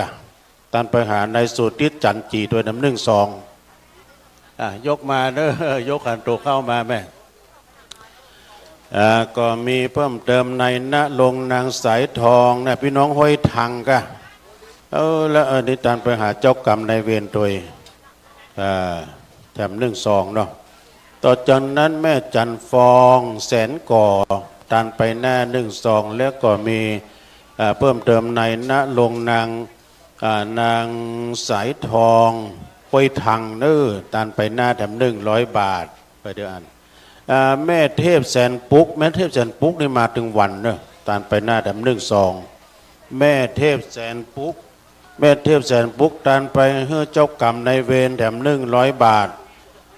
นี่ขออนุโมทนาด้วยแม่บุญทองอุทัยผลนะฮะตานไปหน้าแถม1 2แล้วก่อนนายคณิตนะแล้วก่อนนางเจริญใจคำเนอะนางสาวบุญญานุชแล้วก็ตานไปหาเตรียมพุทธเทวดาเจ้ากรรมนายเวรพอเกิดมาเกิดนายคำโดยแล้วก็นายลุนเทพอ่านมันยากเหมือนกันนี่นะสุมาเด้ออันนี้เป็นเขียนจะแรงมาสดาหมายมีพ่อจันแม่อุไรตานุนิตานไปหาพ่อคำแม่อินแม่ทาแล้วก็นายอันนานตานุแถม100 บาทอุทิศบุญกุศลไปเฮ้อพ่อปันแล้วก็แม่เอ้ยถาวังแถม50 บาทตานไปหาพ่อเสาแม่พ่อสาวแก้วเรือนลักเรา50 บาทตามไปหาพ่อพุทธแม่คำเรือนลักเรา50 บาทเทพบุตรเทวดาเจ้ากรรมนายเวรจะรวมจำนวน300 บาทด้วยอนุโมทนา หาที่นั่งกันตามสะดวกสบายเนอะญาติโยมทั้งหลายวันนี้เป็นวันสุดท้ายนะฮะพี่น้องเหล่ามนทาทิพย์ด้วยก็เดี๋ยวเขาจะมอบปัจจัยแถม10,000 บาทสมทบในการเข้ากรรมนี่นะสมทบการเข้ากรรมตัวจะไปปิดไฟเพื่อนกันมันบัดตันด้วยตุลุง เพื่อกำลังจะใส่จะเพิ่มแสงสว่างตุลุงซุบหมวกบ่ได้นะมึงเฮ้ยการมันจะสะท้อนแสงจะแจ้งมาดับน้อยน้องเจเพิ่มหลอดไฟก็มีนะฮะแม่วันถวายทานไปหาอุ้ยคำเนอะแล้วก็แม่อามกันเนี่ยอันนี้อันนี้อ่านหรือเปล่านะก็มีนางสิริพรงามเนอะตานตุงแถม1 ตัว100 บาทเจ้าบะจะตานตุงเนอะตุงจัตตาตุงจัตตานี่เป็นตุง12 นักสัตว์นะจัตตาปีเกิดเฮาเนอะวันนี้เดือนใหม่ปีใหม่ละมกราวันที่12จัตตาปีเกิดเฮาเนาะใจเป้าเยเมาสีไซสังงาเมสันเราเสร็จไกมีนางอัมพรนะจันสุ่มก้าเนี่ยร่วมรำบุญเนอะตันไปหาพ่ออุ้ยจันแต่แล้วก็แม่อุ้ยจันด้วยเนาะแล้วก็มีเพิ่มเติมแถมนะฮะอันนี้ในสนองก้าเนี่ยฟุ่มมันอ่านยากนะคนเขียนประจำก้าน่ะเขียนใหญ่ๆนึกอันนี้ถ้าคนเขียนประจำนะถ้ากรรมการต้องเขียนตัวใหญ่ๆนึกอันนี้อาจจะเขียนจากบ้านมาสนองฟุงนี่เจ้ากรรมในเวรเนาะผ่านสนองฟุงเจริญคำใส่คำอันนี้มีอิงฝ้ายเรียนก็เดี๋ยวต้องท่านมาอ่านเพิ่นจบมาหาเชิญนะครับเด้อสดาญาติโยมทั้งหลายร่วมกินร่วมทานจะร่วมรำบุญรำกุศลตักบาตรเจ้านี้เป็นเจ้าสุดท้ายนะฮะเจ้าอำลาอาลัยพอเนอพ่อหลวงดาเนอจะไปประมาทมวยนะประมาทอย่างตุกว่าเขาสารมาจังวิทย์มีกันหลายที่นะฮะ มีการรายงานที่มันเขาสารมันวิทย์นะน่ากะสถาญาติโยมน้องเจว่าเกมไว้เนี่ยอันล้อพ่วงวะเพราะว่าจะอ้อมนอกพุ่นกับว่าวันนี้นะอ้อมนอกกำแพงพุ่นนะแล้วก็เข้ามาทางนี้พี่ไหลน้องนัก อันนี้สนองฟุงเจริญไซคำถามและเปิ้นตานไปหาป้อนลิดเนี่ยป้อนมาโดยแล้วก็มีเพิ่มเติมนะพ่อบุญแม่ไลศรีจันตาเนออุทิศบุญกุศลไปหาในบุญธรรมในเสน่ห์จำนวนแบบ1 2พอดีเนอสุราใหม่อุทิศบุญกุศลไปหาในประเสริฐก็เนี่ยแล้วก็ในฤทธิ์แล้วก็สำราญในฤทธิ์แล้วก็อาทิตย์ในมูลสุราใหม่ตัวเนอแล้วก็มีแม่จันเพ็งคำล่าอุทิศบุญกุศลไปหาพ่อสุรพลคำล่าด้วยนะจดเลยแม่จดเลยวันนี้วันสุดท้ายวันอำลาอาลัยบ่วันพวกนี้ดักแซบแล้วดื้อดักแซบแล้วถ้าตานแล้วนะเอาใส่หีบเลยเปิ้นปั่นปอนพวกแล้วเอาไปเอาใส่ในหีบเลยเปิ้นตานแล้วอันอ่านบัตรตัน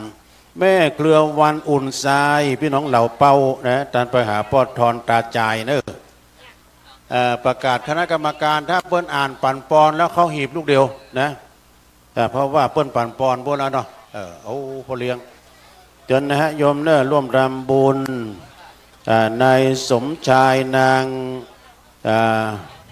ฟองจันนะฮะหล่อเนตรเปิ้นตานหลายอย่างตานไปหาพ่อจันแม่คำแดงด้วยก็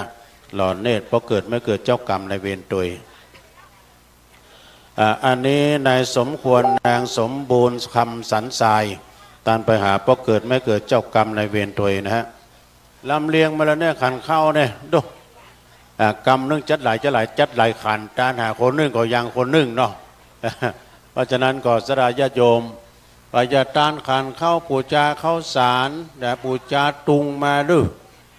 มาได้เลยนะฮะมาปูจมปูจาได้เดี๋ยวประกาศข่าวสารงานบุญให้น้อยนี่กันเนอะก่อนที่จะ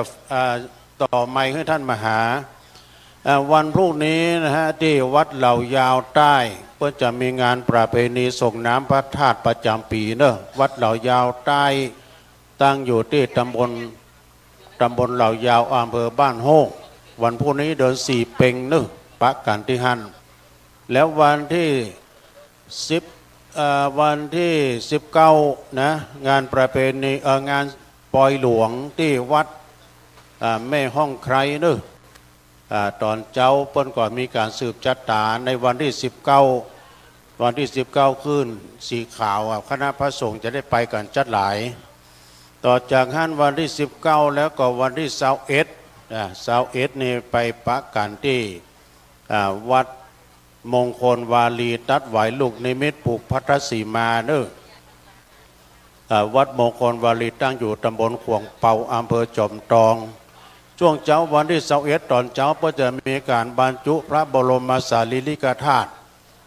ที่พุทธคยาจำลองที่พุทธมณฑลจังหวัดเชียงใหม่เนอะช่วงเช้านะบรรจุพระบรมสารีริกธาตุเวลา9 โมงเป็นต้นไปช่วงบ่ายนั้นก็ไปประกาศที่วัดมงคลวาลีต่อไปขอไหว้สายนิมนต์อาจารย์มหานะครับเด้อใจต่อตุลุงจะไปเก็บผ้าปกก่อน ตุลุงจะไปฉันก่อนเด้อตุลุงไปฉันเขาครูบาอาจารย์รออยู่อันนี้อ่านแล้วยังโอ้หนักแต่ว่าศรัทธาญาติโยมเด้อเตรียมเนาะไผยังบ่ได้ตานขันเข้ากำจะโอ้อีแม่กะว่าจะมาบินตักบาตรบ่ได้เอาขันเข้ามาเนอะแต่ว่าทางนี้ทางแม่บ้านทางคณะกรรมการเปิ่นก่อหู้จิตหู้ใจของศรัทธาญาติโยมเนาะตั้งแต่เฮามาทำบุญอย่างนี้ก็อยากจะอุทิศไปให้ญาติทั้งหลายที่เปิ่นล่วงลับมรณาไปสู่ปรโลกไปนาก็ได้ตานขันเข้าเนาะสามเณรลูกเนนโดนัทเนอะลูกเนนโดนัท ได้นัดหมายกับตุลุงว่าผมจะร้อนเต้นผมเป็นคนกลางเนอะลูกเนนโดนัทไปตอนนี้ตุลุงกำลังออกจากในบริเวณป่าช้าออกไปจะไปที่เต็นท์เนอะลูกเนนโดนัทไปหาตุลุงกำตุลุงเก็บจังนะเดี๋ยวก็จะไปพัดเจอพันเมื่อหันแล้วสักเตื้อ อ่านชื่อเสียงเรียงนามอนุโมทนากับคุณโยมนางสาวธัญญารัตน์ดวงคำอุทิศไปให้เจ้ากรรมนายเวรมูลศรัทธาแม่อัมพาแก้วบุญแก้วบุญรัตน์นะบ้านเราเป้าร่วมบุญมาแหม50 บาทปอแก้วแม่อ่อนดอยหล่อร่วมบุญมาแหม100 บาทแม่สมศรีกันทิพร้อมครอบครัวตานเอาไว้ไปนาปอดีสุรามใหม่ถวายตานไปหายังพ่ออุ้ยมาแม่อุ้ยแก้วสุรามใหม่มูลศรัทธานายสินทรนางคำใสสิทธิสอนอุทิศไปหาพ่อแก้วแม่คำนายตาสิทธิสอนอนุโมทนาบุญเนอะศรัทธาญาติโยมเตรียมตัวไว้จิมเนอะวันนี้จะได้เข้าประเคนสังครูบาอาจารย์มาปฏิบัติธรรมจะให้พี่น้องไปเกณฑ์สังทั้งหมดก็จะเป็นความลำบากเนาะมันจะนักจะลายบาเซ็ตสักเตื้อนี่ก็จะเป็นตัวแทนพี่น้องในการประเคนสังวันนี้จำชื่อไว้เนอะจำชื่อตัวเก่าไว้กำเฮามีชื่อโลเตรียมตัวไว้ไปนั่งใกล้ๆถ้านั่งไก่เวลาเปิดห้องเดินไปกว่าจะถึงเนอะท่านแรกก็พ่อกำนันสุทินแม่กำนันยุพินสุรินตะท่านที่สองนายเกียรติศักดิ์นางทองพิมพ์กันธรรมท่านที่สามแม่ปราณีใจพรหมมานายพรศักดิ์นางน้อยสีจันทร์ครูเล็กนายพลากรยานะท่านที่สี่ป่อจำรัดแม่อุ่นเรือนถาวรท่านที่ห้านายจรัสนางน้ำฝนตันแก้วท่านที่6นายสมชายนางฟองจันทร์หล่อเนตรท่านที่7ป่อนิรันดร์แม่บานเย็นคำล่าแม่เครือวันอุ่นทรายป่อประสิทธิ์แม่ยุพินทิพย์แก้วท่านที่8ป่อหลวงทรงอินตาเปี้ยท่านที่9ป่อหลวงเชษฐ์ปุงชัยท่านที่10นางสาวจันฟองจันจีท่าน11นายสมพงษ์นางสุนันทายาตวงศ์ท่านที่12สอบต.วิชัยแม่ยุพินญาติวงศ์ท่านที่13นายวิโรจน์นางดีอินทนนท์ท่านที่14นางจันทากล่องคำมูลท่านที่15แม่พิวเตชะสาท่านที่16ป่อหลวงเจษดาแม่หลวงสาวิตรีปันตะท่านที่17นายสวัสดิ์นางแดงหล่อเนตรท่านที่18นางสิริพรงางามท่านที่19ป่อนรินทร์ปินตาเปียกท่านที่20ลูกหลานป่อนานอินหาแม่อุ้ยนองติบคำป่อท่านที่21นายสากลนางสุทิศขิติคำเท่า2นายบุญทานางนงครานตาจายเท่า3นายสนองนางสุกัญญาเจริญสายคำท่านที่24แม่มาลัยเจริญผล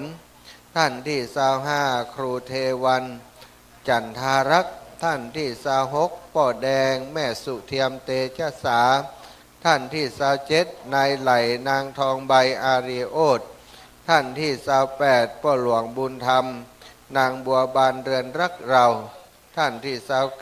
29นายสมควรนางสมบูรณ์คำสันทรายท่านที่30นางฤทัยรัตน์ศรีเป่งท่านที่31นายสราวุธนางแคทริยากุณาสิงห์ท่านที่32นายไพรัตน์นางสุภาพตานุ33แม่ศรีบุตรสิริปาแม่จันสิริปาแม่จันสวยปันตะเนอจำชื่อไว้แล้วก็เตรียมตัว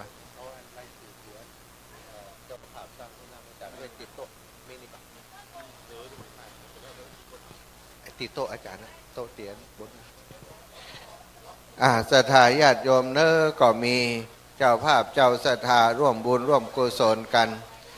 หลายอย่างเหมือนกันเนาะที่เรามาทำกันที่นี่ก็ได้พัฒนาในเรื่องของห้องน้ำห้องท่าห้องสุขาก็มีเจ้าภาพเจ้าศรัทธาท่านอาจารย์ของเราท่านพระครูอภิวัฒนวิกรมได้เป็นเก้าเป็นประธานได้ให้หอมไว้อยู่5,000 บาทแล้วจากนั้นก็มีศรัทธาสาธุชนที่ได้ทราบข่าวการบูรณะปฏิสังขรณ์ห้องน้ำก็อยากจะได้บุญได้กุศลตัวร่วมให้ร่วมหอมมาที่จำได้เนาะคุณโยมกนกพิชัยนาจะร้านนานาพันธ์อำเภอฝางร่วมบุญมา 10,000 บาทพ่อครูแม่ครูที่เชียงใหม่ 10,000 บาทแล้วก็รายละ 5,000รวมกันแล้วได้อยู่ 55,000 บาทเนอะรายชื่ออยู่บนกุฏิน้อยบนเมนพุ่นเนอะอันนั้นมานอนอยู่ตั้งบนพุ่นแล้วก็จัดรายการโยฮันเอาวางไว้ที่บนโต๊ะเนาะท่านผู้ใหญ่เอามาคือละประกาศชื่อเสียงเรียงนามต่อศรัทธานายนรินทร์นางสุขศรีปินตาเปียอุทิศไปหาพ่อหลวงใจมาแม่กราบคำปินตาเปีย100 บาทอนุโมทนาบุญเนอพ่อสวงทรงปินตาเปียอุทิศไปหาพ่ออุ้ยวันแม่อุ้ยตองแม่สุแก้วสมพงษ์พ่อหลวงอุทัยอินตาเปียในอายสีจันพรหมนะสาธุเนอขออนุญาตประกาศรายชื่อนะอนุโมทนาบุญร่วมกันเนอศรัทธาพี่น้องหมู่เฮาที่เปิ้นเป็นเจ้าภาพสร้างห้องน้ำที่เสร็จไปแล้วตั้งปุ้นกับตั้งเพศเนาะเป็นการซ่อมบูรณะใหม่ก็มีท่านอาจารย์พระครูอภิวัฒนวิกรมเจ้าวาดวัดปากตังเจริญรองเจ้าคณะอำเภอดอยหล่อจำนวน 5,000 บาทคุณโยมกนกพิชัยนาบ้านห้วยงูในอำเภอฝางผู้จัดการร้านนานาพันธ์อำเภอฝางจำนวน 10,000 บาทมีจิตเจตนาที่จักอุทิศบุญไปหายังป่อตาลแม่ขันแก้วชัยนาและก็ป่อจันดวงสุวรรณท่านที่3ร่วมบุญก็ป่อครูเทวินจินดารักษ์อำเภอเมืองเชียงใหม่พร้อมกับครอบครัว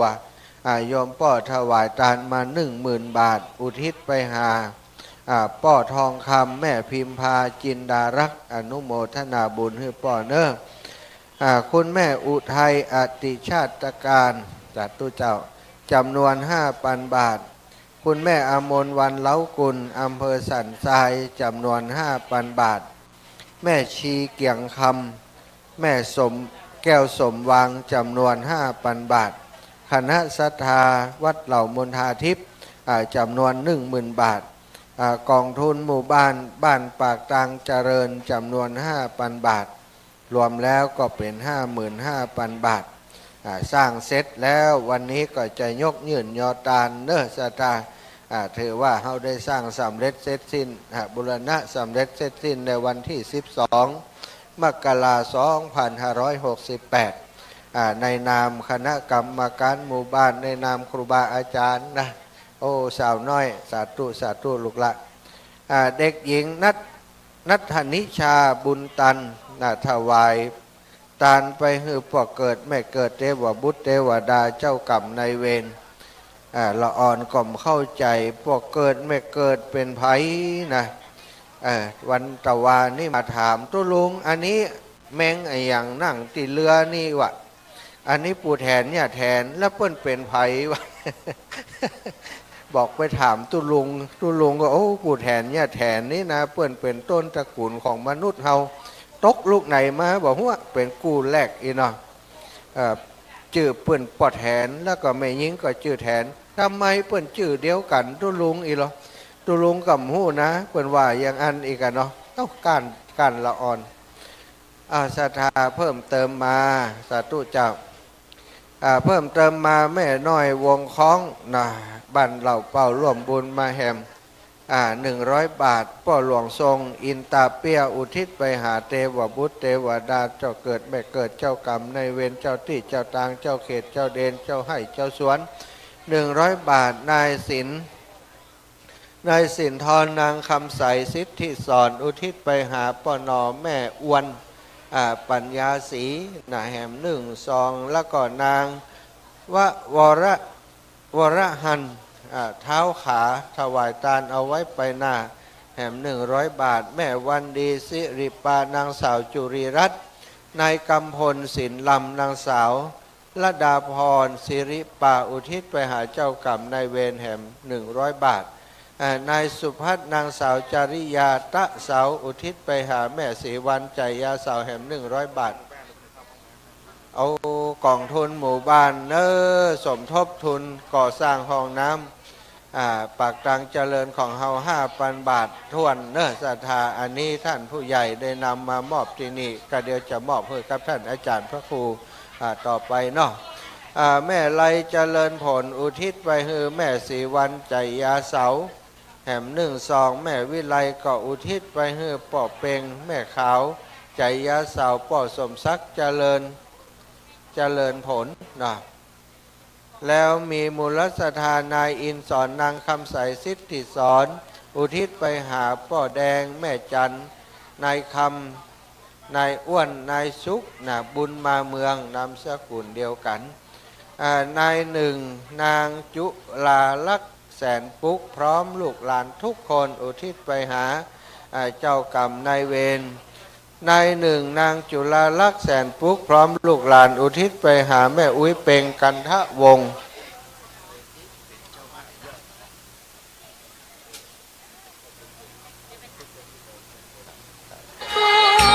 เจ้าภาพยอดสั่งที่อาตมาประกาศไปตะกี้ศรัทธาก็เดียวถ้ามีเวลาจะประกาศแหมรอบท่านอาจารย์พระครูเป็นห่วงเวลาไปประเคนสั่งถ้าอยู่ตั้งนอกเพื่อมันจะไปจ้าอย่างที่อาตมาบอกท่านพระครูเรียนเชิญผู้ที่จะเคนสั่งขึ้นไปนั่งเก้าอี้แดงที่ตั้งบนในศาลาที่มีรายชื่อที่ได้อ่านไปนั่งที่เก้าอี้บนศาลาในศาลาที่ทัดจากที่พระสงฆ์เป็นนั่งจะมีเก้าอี้ของพระสงฆ์เรียกว่าอาสนะอยู่ตรงนั้นแล้วก็ศรัทธาที่มีชื่อไปนั่งรอตรงนั้นเลยจะได้สะดวกเวลาเปิดห้องประเคนลุกขึ้นไปประเคนเป็นแถวไปเลยจะได้สะดวกรวดเร็วสวยงามเจริญปอนเจ้าเอามาแล้วแม่เลี้ยงใหญ่วันปีนี้ได้บ่ม่วงหลายบ่ลำใหญ่ก่อนนักนางมาลีกิจพิพัฒน์อุทิศไปหายังเจ้ากรรมนายเวรแล้วก็นางสาวอารีรัตน์ทิพย์ธงอุทิศไปหานายเฉลิมชัยสุภาแก้วมูลศรัทธานายหนึ่งนางจุฬาลักษณ์แสนปุกก็ยังตานไปพร้อมลูกหลานยังตานไปหาป้อนหลวงตาปัญญาทีโปนามสกุลแสนปุกหลวงตาล้มเจ็บปอหลวงตาหลวงตาสาธุจ่านายหนึ่งนางจุฬาลักษณ์อีกสำรับหนึ่งตานไปหาวิตุยแสนปุกนายกฤษดานางกนกแสนปุกตานเอาไว้ไปนานแล้วก็เฮือเจ้ากรรมในเวรตยนายหนึ่งนางจุฬาลักษณ์ก็ตานไปหาพ่อเกิดแม่เกิดแหมชุดหนึ่งแล้วก็ตานไปหานายเสน่ห์คำศรีแหมชุดหนึ่งแม่มณีชัยยาเลิศตานไปหาอุ้ยอุ่นอุ้ยคำเปียแหมชองหนึ่งแม่มานีชัยยาเลิศตานไปหาอุ้ยสิงอุ้ยปาแม่บุงโพธิลุงเฮือนแม่หมวกโพธิแล้วก็ป่อบุญแม่ไพรสีจันตาตานไปหาอุ้ยใจแม่อุ้ยจันสีเปงแหมซองหนึ่งนายสมชายนางฟองจันหล่อเนตรอุทิศไปหาอุ้ยใจอุ้ยเปงนายทองใบนายสว่างเทววรรณะนายสุนอินตะวงศ์สำหรับท่านเจ้าภาพนะครับที่พระอาจารย์เพิ่นได้อ่านรายชื่อไปก็ขอเรียนเชิญเจ้าภาพที่จะได้ประเคนสั่งนะครับ ขึ้นไปนั่งบนศาลาที่เก้าอี้ฝั่งทางใต้ของพระประธานนะครับท่านที่ภาพเป็นเจ้าภาพที่จะได้ประเคนสั่งนะครับก็ขอเรียนเชิญท่านได้ขึ้นไปนั่งบนเก้าอี้ที่บนศาลานะครับจะอยู่ฝั่งทางใต้ของพระประธานนะครับขอบคุณครับ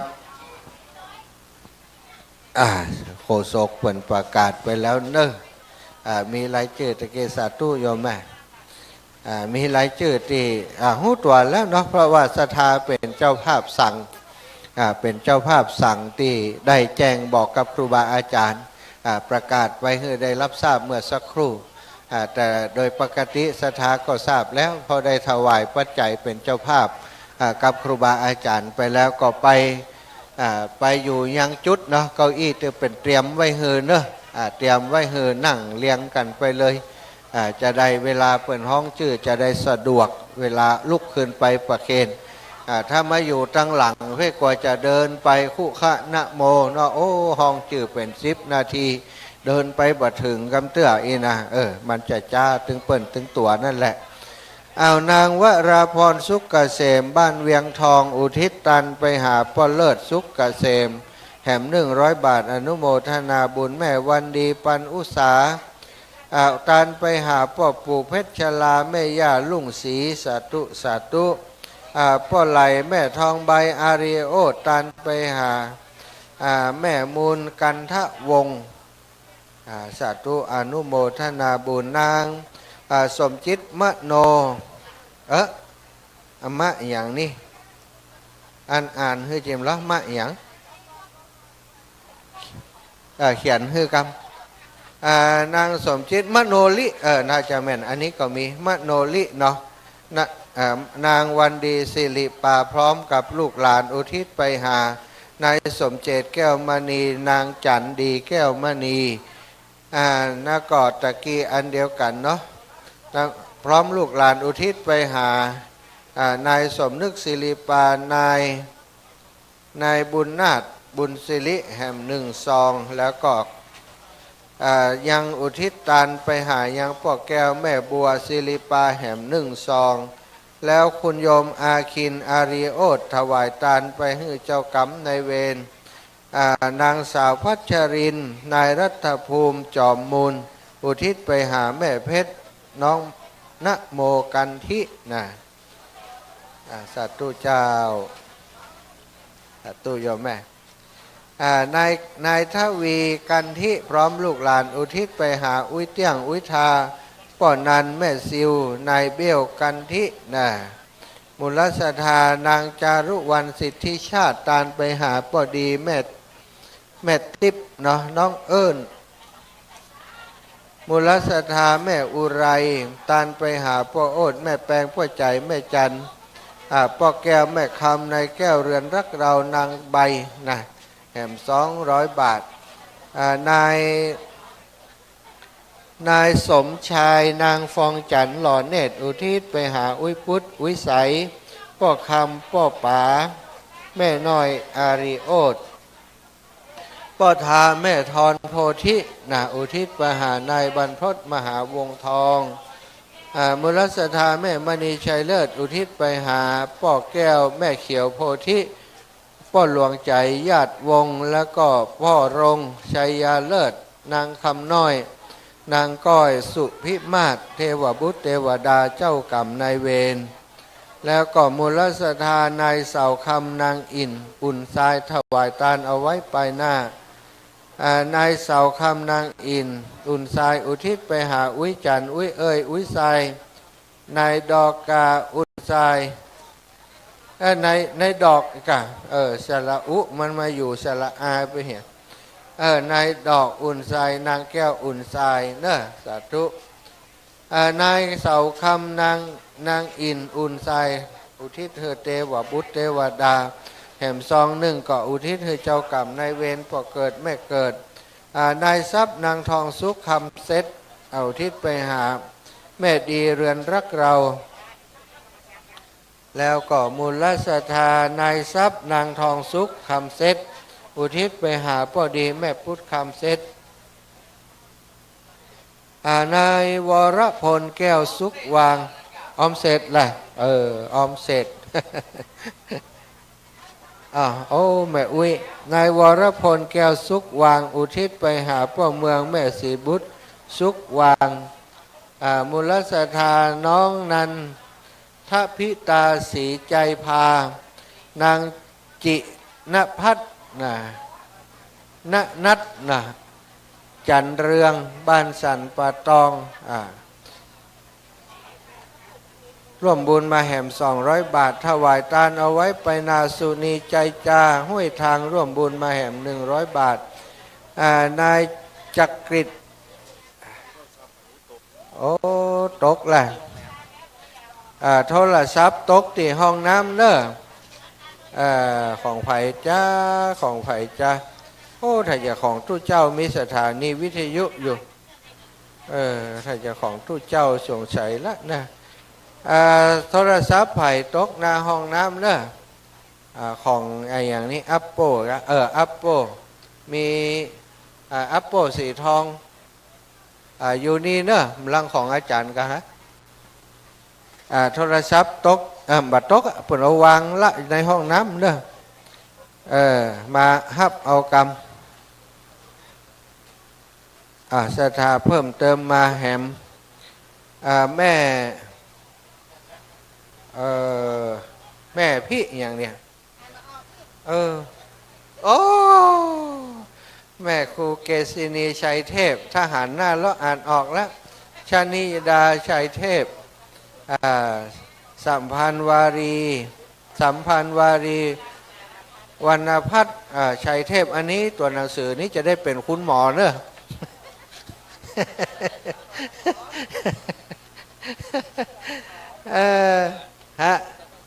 นั่นแหละว่าหันมิสถานีวิทยุต้องเป็นของอาจารย์แน่เลยนายจักริดขจิตตาปัญญาสีตันไปหาแม่งาถ้าจะแม่นงาแล้วกันเนาะแม่งาป่อสุพลปัญญาสี100 บาทเนอะแม่ครูเพิ่งมาถึงกานายตุ่นนางแรมจันทร์สิทธิชาติอุทิศไปหาเจ้ากรรมนายเวรแห่ม1 ซองป่อพรหมแ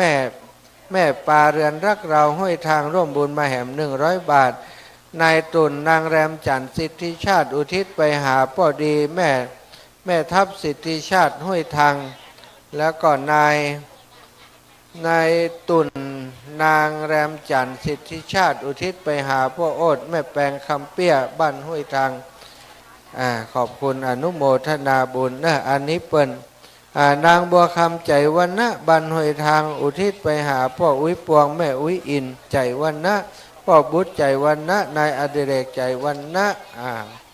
แล้วก็มีนางบัวคำใจวันนะบ้านห้วยทางถวายทานเอาไว้ไปนาแห่ม100 บาท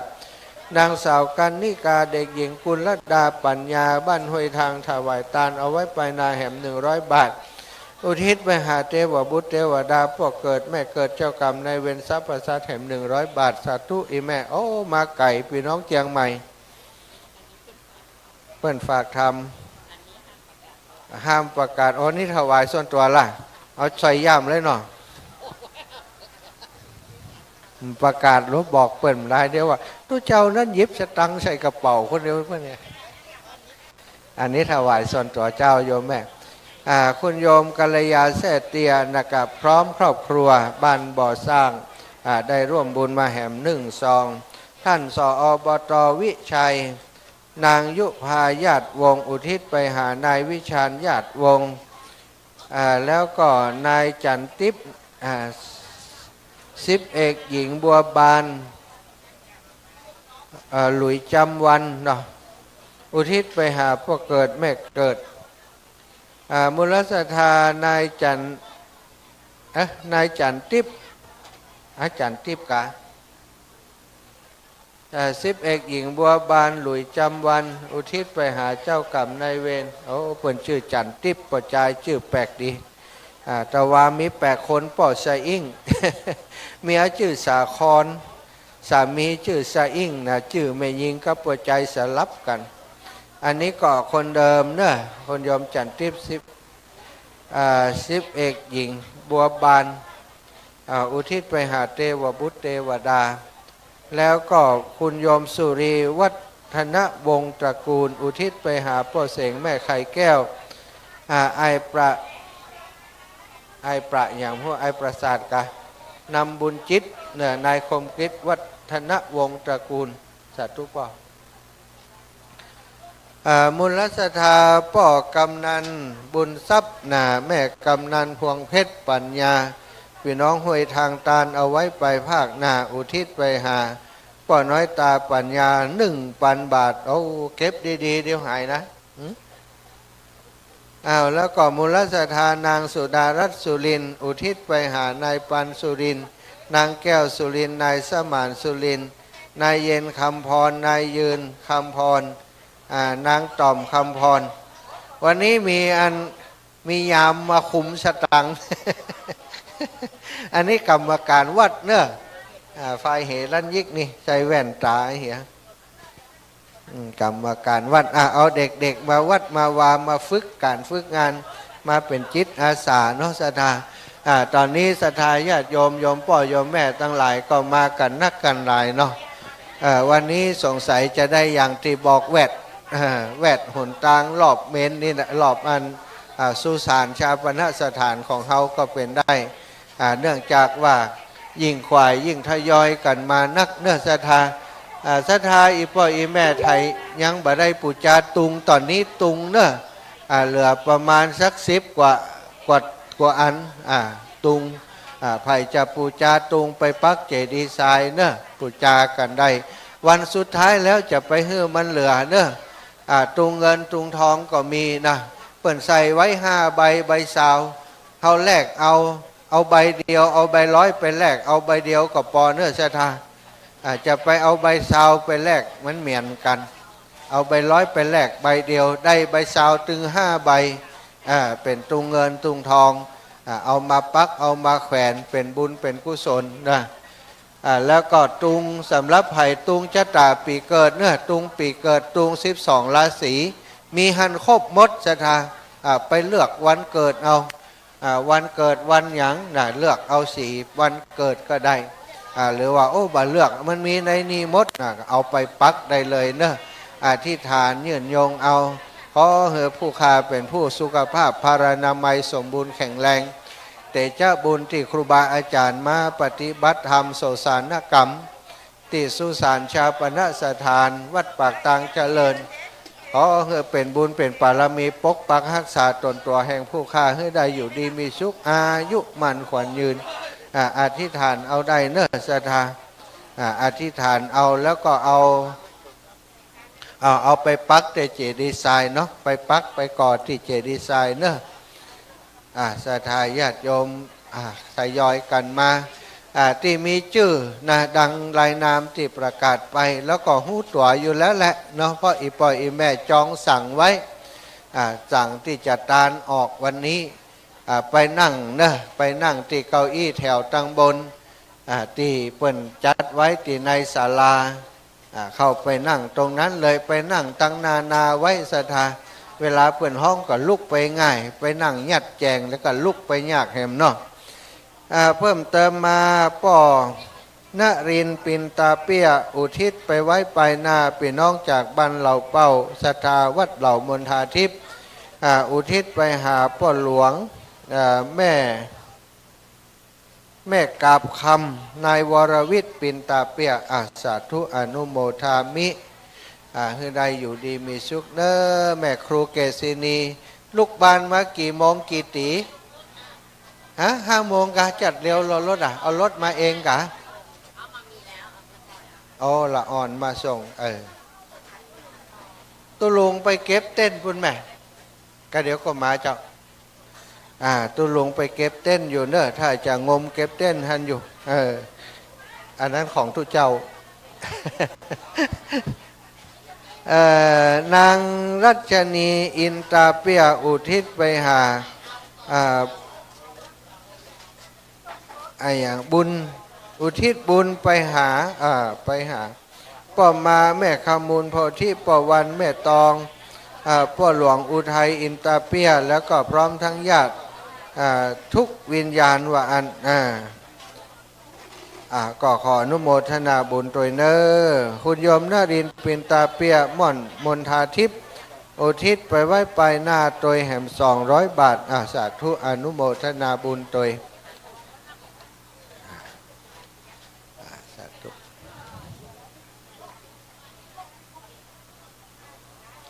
สถานอีปออีแม่จะปูจาอันยังนาทีมีเหลืออยู่ก็มีตุงมีตุงสาตุแม่เลี้ยงใหญ่ตุงเงินตุงทองแล้วก็ตุง12ราศีในวิชาญป้อวิชาญสมท่าเนาะแล้วก็ตันไปหายังเจ้ากรรมนายเวรเจ้าเทวบุตรเจ้าเทวดาถวายทานอันนี้เปิ่นห้ามบอกชื่อนะถวายใจส่วนตัวกับน้ำกับไฟเก็บไว้ก่อนนายแดงนางสุเทียมเตจสาเนาะอุทิศทานเอาไว้ไปหน้าอุทิศทานไปให้ยังเจ้ากรรมนายเวรขยมน้อยศรัทธาตอนนี้ยังตุงเงินตุงทองก็เหลือแหมพอสมควรเหมือนกันเนอะมาแลกเอามาปูจาเอาปูจาชุดละ100 บาทจะตานไว้เฮือไผ่จะตานเอาไว้ไปนาก็ได้ตานไปเฮือไผ่ก็ได้เนอะตุงเงินตุงทองทางคณะกรรมการเปิ้นก็เตรียมเสียบสตังไว้เฮือเรียบร้อยแล้วเนาะส่วนตุง12ราศีก็มีแหมจำนวนหนึ่งเนอะเอาไปปักได้ได้เลยได้ขยมน้อยกินข้าวนมเฮียยังแขวนพ่องแล้วจื่อหมดแล้วเนาะศรัทธาการเข้ากรรมโสสารเนื้อกรรมนั้นก็ต้องตีของเฮานี่ได้2 อย่างเนื้อศรัทธาลูกขมูลก็ได้ลูกขมูลนี่ไปอยู่ปื้นต้นไม้นะในวัดปากตังเจริญส่วนโสสารกรรมก็นอนที่สุสานที่ปัจจาตินีนะอาตมาภาพมาถึงท่านอาจารย์บอกว่าเมนว่างอยู่เนย เปิ่นไล่ไปนอนบนเมนดึกมาสาบอ้อยสตาบักกล้าบอกไผ่ตื่นมาบ่เจ้าไปพอเป็นว่าหนูตาย หนูมันตกลุกวนมาน่ะพี่น้องบ้านสันทรายมาแล้วพอใส่บาตรแหละปู่เจ้านี่แม่จะเอากี่ชุดมีในรถจะให้เอาลงกะจะให้ทุเจ้าไปยกกะ เอาคณะกรรมการไปยกของลงมาให้อุ้ยนี่กรรมแม่อุ้ยอมรวันเล้ากุลกรรมการมาไอ้นิบชื่ออย่างก็ช่วยแม่ลาไปละคนรูปรอนะคุณฮะไปละไปช่วยเป็นโยกของเพื่อนนักยอมแม่อมรวันเล้ากุลเป็นเจ้าภาพห้องน้ำตัวเนาะเป็นเจ้าภาพห้องน้ำมาแหม5,000 บาทพี่น้องจัดสันทรายออกมาจากพุ่นตี5มาถึงนี่นะ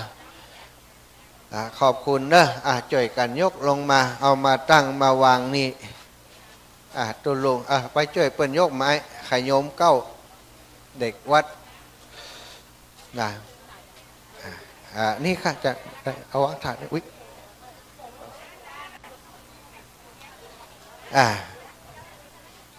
นอนป่าจ้านี่ไปได้นับกว่าพอดีๆเนาะชะตาอาตมาเดินธุดงไปหลายที่หลายแห่งมีฮันตีเนอะอันนั้นนี่แน่นอนของจริงที่บันทิลำปูนพอจะขำและยอมว่าอาจารย์ป่าจ้านี่นอนบ่ได้เป็นหยังอันผู้ใหญ่เปิ้นบ่ฮื้อนอนกะบ่ใจนะบ่ใจยังไดแล้วเปิ้นก็เปิดประตูไว้เขาขอนอนคืนเดียวมันได้นอนบ่ได้อาจารย์ไปนอนที่อื่นเถอะวะเขาว่าเขาจะนอนเนี่ยแล้วแต่อาจารย์เถอะต้องให้หาเขานะวะตกมันยังบ่ขำกำเตือสถาตะวันกำลังจะลงกำลังสวดมนต์อยู่เป็นว่ามีแต่มาเคาะปกเขาก็ว่าเอาละโลนสวดมนต์แล้วออกไปพอเป็นตกโตกับหนูสวัสดอยู่หลังประตูฮะน่ะเป็นตกโตท่านล่นนี่หนีตกโตไปเนาะศรัทธาญาติโยมมีเพิ่มเติมมาเนอะพ่อหลวงแสงจันทร์บุญศรีแม่บุญศรีพรหมเสยกะพรหมหยังไม่ถ้าจะแม่นถ้าพิษเอาเนอะพรหมเสนเนาะพรหมเสน นามสกุลพรหมเสนตานเอาไว้ไปนาโอ้อายุมันขวัญยืนร่ำรวยเงินทองเนาะห้อยเพื่อนลูกพี่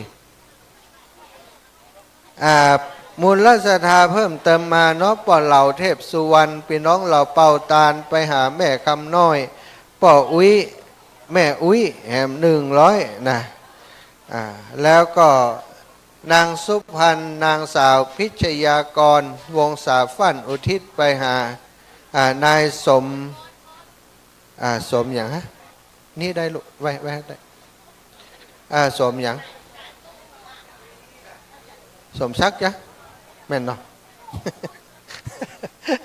นายสมศักดิ์นายสมานวงศาฟั่นเจ้ากรรมนายเวร100 บาทอันหมูที่เขียนหนังสือวัดนี่เขาจะเป็นคุณหมอนะจ๊ะท่าเขาไปอ่านหนังสือคุณหมออ่านออกสักกรรมเขียนยิกนะแล้วก็ป่อพรมเรือนรักเราอุทิศไปหาพ่อพุทธแม่คำไอกรเรือนรักเรามูลศรัทธาแม่คำผงญาติวงตาลเอาไว้ไปนาพ่อเกิดแม่เกิดเจ้ากรรมนายเวรแหม100 บาทนางลำดวนแก้วสาวอันนี้แปลงแก้วสาวร่วมสร้างห้องน้ำแหม100 บาทนายเร่งนางลำดวนแก้วสาวตาลไปหาป่อนานทองดีโพธิมน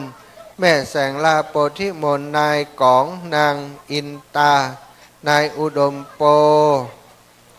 อย่างโพธิมนเนาะน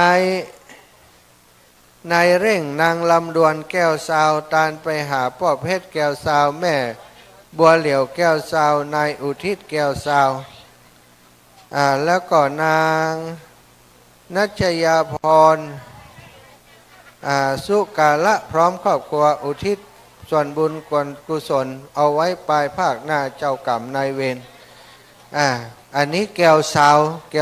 นี่ถ้าจะแป่งใหญ่พ่องเนาะสมัยก่อนนี่แก้วเป๊กหนึ่งนี่บาท2 บาทถ้าแก้วสาวนี่ถ้าจะซุ่มบุญแก้วใหญ่ๆบ้านอาตมานี่มีเมามากนะนำสกุลบ่เหมือนเปิ่นเมามากเมาน้อยบางคนก็เมาเลอ แสดงว่าตอนไปขอน้ำสกุลมันถ้าจะเมาเสียงเตี่ยจะเอาน้ำสกุลอย่างมันว่าบ่ได้บอกบ่ได้เลยเมามากนะแหมคนเข้าไปกับเมาติ๊กนะสัตสดีก็บะจ่างหู้จะบะจ่างจะใส่น้ำสกุลยังได้ถามมันก็มัวอยู่หันบรรเทาว่าเลอเนาะเลอภาษากลางบรรเทาว่าเลยใส่เจอว่าเมาเลอว่ะไอหมอนั่นมามันพอเมามาด้วยกัน3 คนเมาหน่อยหมอกสเปะสปะแต่ว่ามันหู้กรรมอยู่แต่ว่ามันก็บอกน้ำสกุลมาได้เปิ่นเลยว่าเมาน้อยนะเมามากเมาเลอเมาน้อยนะในตีเมืองปานมีน้ำสกุลอย่างอีเนอร์สตาอันนี้ช่างข่าวช่องใหญ่ฮะเก็บตังกาถ่ายรูป นักข่าวช่อง7ก็มาอันนี้บอกก่อนเปิ่นอ่านข่าวจำได้อยู่เนอร์สตาอ่านข่าวศรัทธาหาที่ที่จะนั่งจะเศร้าได้เนอะถ้าตั้งหน้าเก้าอี้มันแบบปอเก้าอี้มันมดเนอะตั้งหลังนี่ก็มีเก้าอี้เก้าอี้ปูนเนาะเก้าอี้ปูนอยู่ตั้งปูนอยู่ตั้งหลังนั่งสบายแต่ตอนที่จะตักบาตรสาธุได้หลายโลวันนี้ ตอนที่จะตักบาตรเขาก็เข้าแถวกันเนอะแหมสักกัมเนาะตอนนี้เวลาก็ใกล้เข้ามาแล้วก็รอศรัทธาวันนี้ก็อาจจะจ้าสักหน่อยตะวันนี้ก็ทำเร็วเพราะว่าคนมาพร้อมกันเร็ววันนี้คิดว่าจะทยอยมาเพราะบางคนก็เป็นญาติต่างจองพี่น้องต่างบ้านที่เดินทางมาจากเชียงใหม่อำเภอต่างๆในเมืองแล้วก็สันทรายสันกำแพงก็มาเนาะนายบุญปันนางนงนุชปัญญาตานไปหาเทวบุตรเทวดาพวกเกิดแม่เกิดแล้วก็เจ้ากรรมนายเวรแหม1 ซองแล้วก็มูลศรัทธาแม่ทิศมโนริได้ปู่จาเอาอย่างตุงเงินตุงทองเพื่อจักตานเอาไว้ไปนาสาธุอนุโมทนาบุญขอบคุณกับโยมแม่โยมพ่อทั้งหลายเฮามาร่วมบุญร่วมกุศลสร้างกองบุญด้วยกัน ครูบาอาจารย์เข้ากรรมลูกขมูลเข้ากรรมโสสานกรรมติสุสานปาจาตินีซึ่งตอนที่เฮาซื้อติซื้อตางก่อร่างสร้างแปลงเมนแล้วก็ศาลาบำเพ็ญบุญตอนนั้นเนาะก็ได้เข้ากรรมไปแล้วครั้งหนึ่งเมื่อ11 ปีที่ผ่านมาบัดนี้ก็ถึงเวลากาละที่เขาจะได้ซ่อมแซมปรับปรุงสิ่งต่างๆที่เคยสร้างมามันเมื่อนานห้องน้ำห้องท่าสถาบ้านเฮาก็ได้บ้านเฮาขนาดเฮาใจคนเดียวเฮาเนาะเมินไปมันก็หมองมันก็บ่งามมันก็บ่ค่อยสะอาดที่สุสานปาจาตินีนี้ซ้ำเป็นสถานที่เมื่อนานมีเตื้อบางเตื้อเอาน้ำเทใส่ชักโครกจนน้ำมันแห้งไปคนเดียวมันสถานมันก็เกิดคราบตะกอนตะกันขึ้นบ่ค่อยงามบ่ค่อยดีบ่ค่อยงามมันเมินนานแล้วก็มีการเปลี่ยนเนาะเปลี่ยนโถสุขภัณฑ์เสียใหม่ทำพื้นห้องน้ำทำผนังห้องน้ำทำหลังคาเหมือนกับแปลงใหม่ทุกอย่างเหมือนกันก็ได้มีศรัทธาญาติโยมเป็นห่วมบุญหอมบุญมาเป็นเจ้าภาพเจ้าศรัทธาด้วยกันเริ่มจากท่านอาจารย์ใหญ่พระครูอภิวัฒนวิกรมของเฮาก็ได้เป็นเก้าเป็นประธานให้หอมมา 5,000 บาทแล้วก็คุณโยมกนกพิษชัยนาร้านนานาพันธ์อำเภอฝางซึ่งเป็นญาติธรรมคลื่นสีขาวมีกิจกรรมของคลื่นสีขาวมีการมีงานมีกินมีตานที่ไหนใกล้ไกลบอกว่าไปโมดศรัทธามีการมีงานที่นี่ก็มาร่วมบุญแฮม10,000 บาทโดยจิตเจตนาที่จะอุทิศผลบุญทานไปให้พ่อตานแม่ขันแก้วชัยนาแล้วก็พ่อจันดวงสุวรรณตัวท่านที่3พระครูเทวินจินดารักษ์อำเภอเมืองเชียงใหม่ถวายมา 10,000 บาทเพื่อจักอุทิศผลบุญทานไปหายังพ่อทองคำแม่พิมพาจินดารักษ์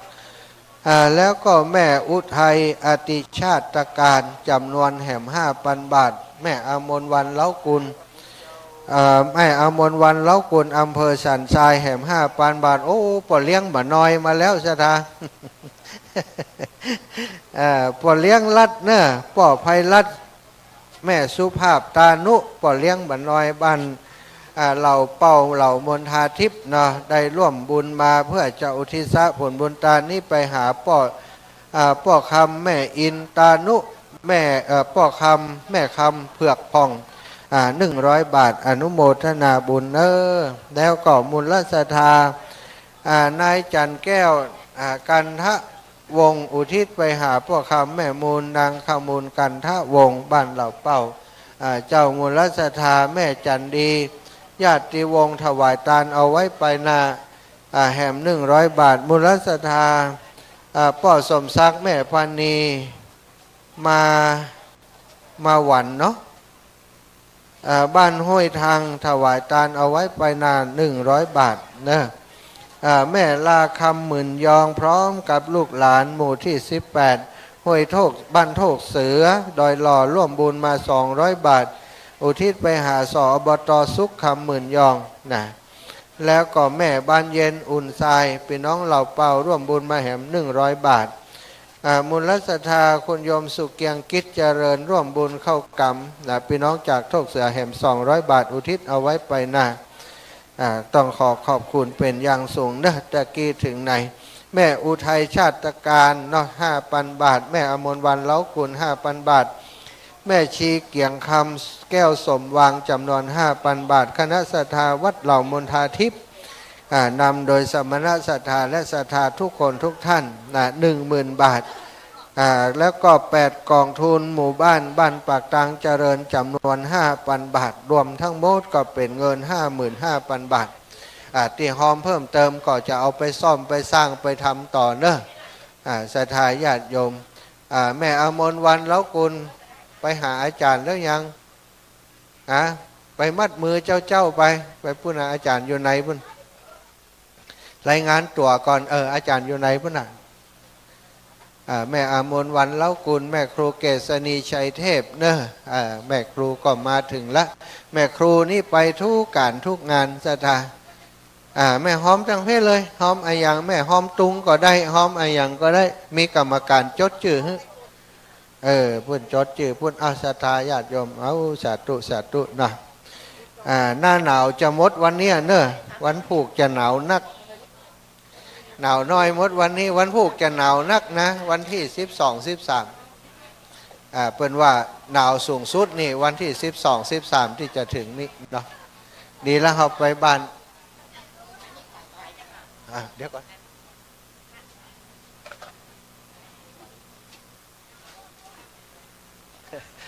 ท่านนายอำเภอกับคุณนายมาถึงแล้วเนอะเรียนเชิญท่านนายอำเภอมานิดเนอะกับคุณนายเนาะไปท่านครูบาอาจารย์อยู่ตั้งในปุ่นเนอะศรัทธาโอ้ท่านนายอำเภอนักบุญวันนี้วันหยุดนะนายอำเภอบ่หยุดเนอะศรัทธาบ่หยุดทำบุญมาร่วมบุญร่วมกุศลตัวสาธุเนาะเอาโยมแม่ร่วมทำบุญพัฒนาเมนสุสานปัจจานี่นะศรัทธาพ่อปาแม่4,000 คำจันทร์พร้อมลูกหลานทุกคนบ้านสองแควอุทิศไปหาพ่อแก้วแม่นำเตจะวงพ่อมูลแม่อินคำจันทร์200 บาทแล้วก็พ่อนานจันทร์แม่ทองปัญญาอุทิศไปหานายอนุภาพปัญญาผู้ล่วงลับ200 บาทแม่สมแก้วสุขงามตานไปหาเจ้ากรรมนายเวรแห่ม1 ซองแน่บุปผาหมื่นกันถวายตานไปหาเจ้ากรรมนายเวรแห่ม100 บาทแม่กฤษกรกนกอแก้วถวายตานเอาไว้ไปนาสาธุอนุโมทนาบุญเนอะโอ้ได้ใบรับรองมากะ ได้ของดีโยมแม่อมรวันเล่ากุลสัญญาณกล่องเริ่มดังขึ้นแล้วศรัทธาเตรียมตีเตรียมตังเนอะไผยังบ่มีตีนั่งเสาะตีนั่งปันกันนั่งเนอะศรัทธาเก้าอี้เนาะที่จัดตั้งวางถ้ามันปอมันเตะเขาเอาเข้าของวางอยู่ก็ยกวางตักเอาเนอะเพื่อจะให้โอ้ทำตันนะตึงแล้วเนาะแบบเป็นอย่างย้อใส่หัวแล้วได้บุญแล้วเนาะศรัทธาซองจื่อเฮายังบ่ได้ยินนะนะมันนักเนื้อซองเท่าที่อ่านได้เนาะอ่านเป็นตัวอย่างเหมือนกับหนังตัวอย่างเนี่ยศรัทธาส่วนที่บ่ได้อ่านก็บ่เป็นอย่างศรัทธาเจาะใส่หัวแล้วยืนยงแล้วได้บุญเหมือนกันนั่นเนาะวันอื่นเวลาอื่นถ้าออกรายการครูบาเจริญพรโยมแม่สาธุ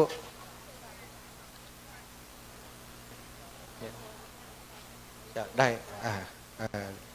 ไปเลี้ยงไก่ๆให้เนอะศรัทธาตุลุงตุลุงลักอยู่ข้างหลัง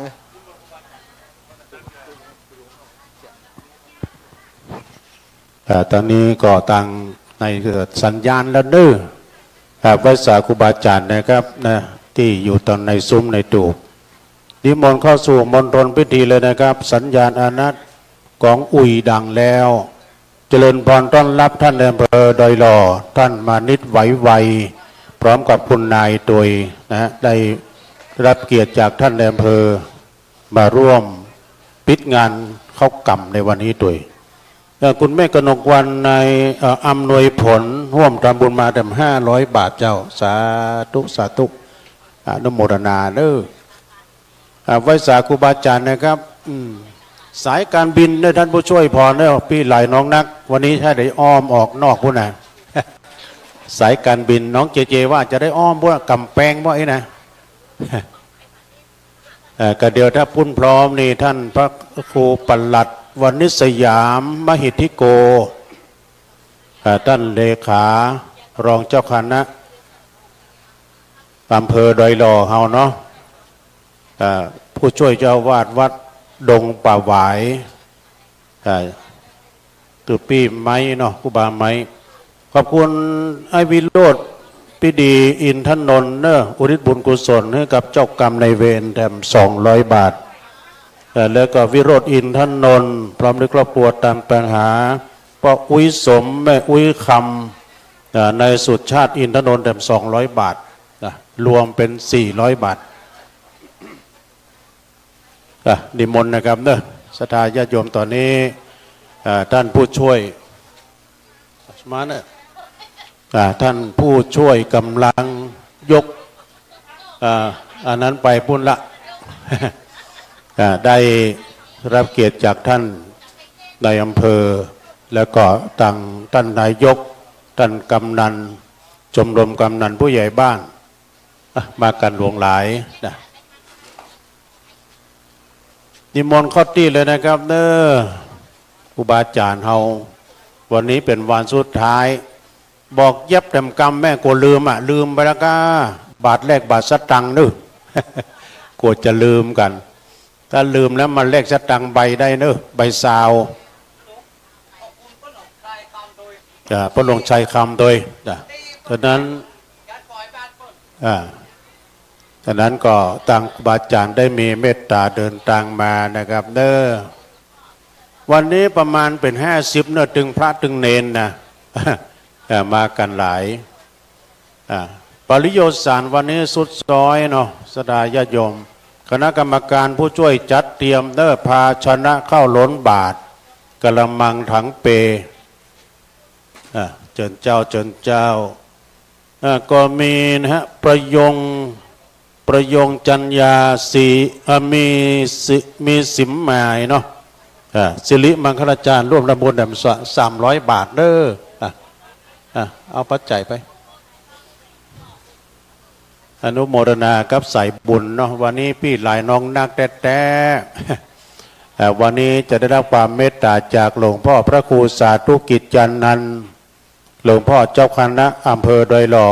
ก็จะได้มีเมตตามาปิดงานโดยพี่น้องสองแควยินดีเนอะพ่อระนองแม่แก้วพาแก้วชัยยาจะส่วนตานไปหาอุ้ยสุขอุ้ยมูลโดยในแก้วชัยยาเจ้ากรรมในเป็น100 บาทจิรายุทธนะฮะแล้วก็วันก็ร่วมรำบุญตานเจ้ากรรมเดือน40 บาทเจ้าสาธุเอากรรมการเขาได้ก็ยกขันดอกเข้าไปเนาะยกขันดอกเข้าไปกำเดียวตอนไหนถ้าพร้อมถ้าเป็นไปได้นี่กำเดียวหลังจากที่เปิ้นบินทับบาทป้อจานก็เก่าไปเลยนึกเก่าเว้นตานไส้ตานแตนนี่มันยาวเหมือนกันนะเหมือนกับที่วัดไร่พัฒนารามเนี่ยเปิ้นกำลังเดินบินทับบาทนะท่านเลขาฟลุกตัวพี่ฟลุกเปิ้นเว้นตานไปเลยเก่าตานไปมันจะเป็นการประหยัดเวลาแต่น้อยลูกเนนก็เกี่ยมบาทนะลูกเนนเด้อจะไปไล่จะไปลอยกันละอ่อนนะเพื่อเอาบาทควบหัวบ้างละอ่อนมันค่อยหูมันอย่าง ก็มันหายง่อมกับเขาเนี่ยเนาะวันนี้ตั้งคณะศรัทธาปักต่างเจริญแล้วก็เรามนทาทิพย์เนอะยินดีกับใส่บุญพี่น้องศรัทธาบ้านไกลบ้านไก่มาร่วมกินร่วมทานอาจารย์พระครูอภิวัฒนาวิกรมแล้วก็ท่านพระอาจารย์ดำรงกิติปัญโยเจ้าวัดเหล่ามนทาทิพย์เนาะพระหลวงเจษดาปันตะพระหลวงทรงอินตาเปียพร้อมด้วยคณะศรัทธาที่นั่งเนอะวันนี้ที่นั่งยังมีเปลอะเปเตอเนอะสดาญาโยม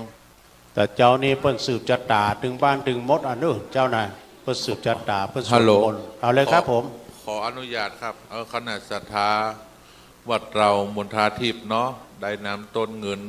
มาถวายท่านพระครูอภิวัฒนวิกรมเนอะขอตัวแทนจัก3-4 คนเนาะคณะศรัทธาบ้านเฮาเนาะจำนวนเงิน10,000ก็10,000ปลายเนาะนะเอามาตานเนอะโยมเนอะเอามาตานเลยต้นพระป่าตีรวมสมทบสร้างห้องน้ำสุสานบ้านปากทางเจริญนี่จำนวนเงิน10,000 บาทนะเอาโยมเอาตัวแทนมาถวายเลยเด้อบ้านเฮาได้นะเนาะจำนวนเงิน10,000ตั้งห้องน้ำสุสานบ้านปากทางเจริญนี่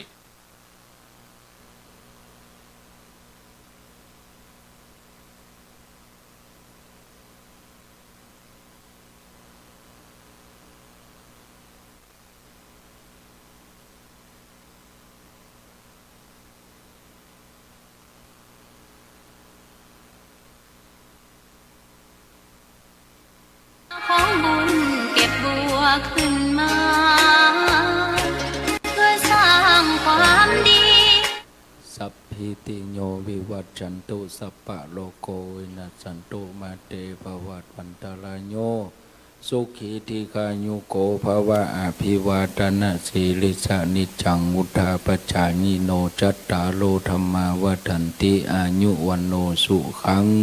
ปะลัง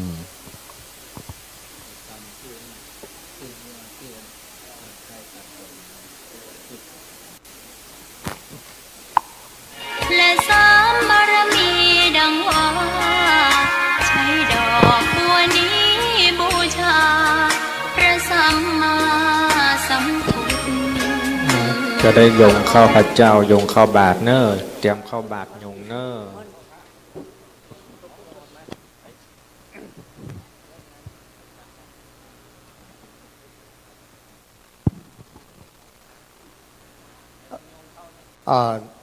เจ้าหน้าที่มาโยงเข้าพระเจ้าเนอะ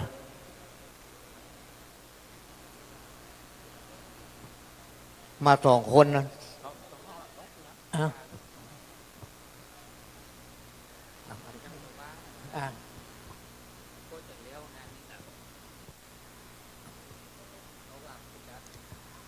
ต่อไปจะได้โยงเข้าพระเจ้าเนอะ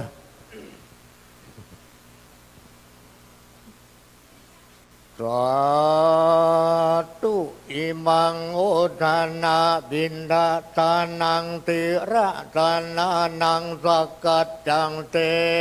มาปูเจมาตุติยัมปิอิมังโอทานาตานังติระตานานังสกัจจังเตมาปูเจมาตาติยัมปิอิมังบินดาตานังติระตานานังสกัจจังเตมาปูเจมาติคารัตตังอัฏฐายะหิตายะยาวะนิพพานายะสังวัตันตุโน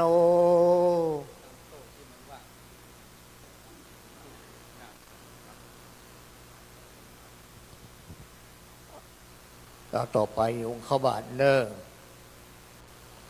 อิตังโอตานาบินดิปาตังตานังนิปานาปัจจโยโหนตุโนนิจังโอตานาปาตังตานังนิปานาปัจจโยโหนตุโนนิจังโอตานาปาตังตานังนิปานะปัจจโยโหนตุโนนิจัง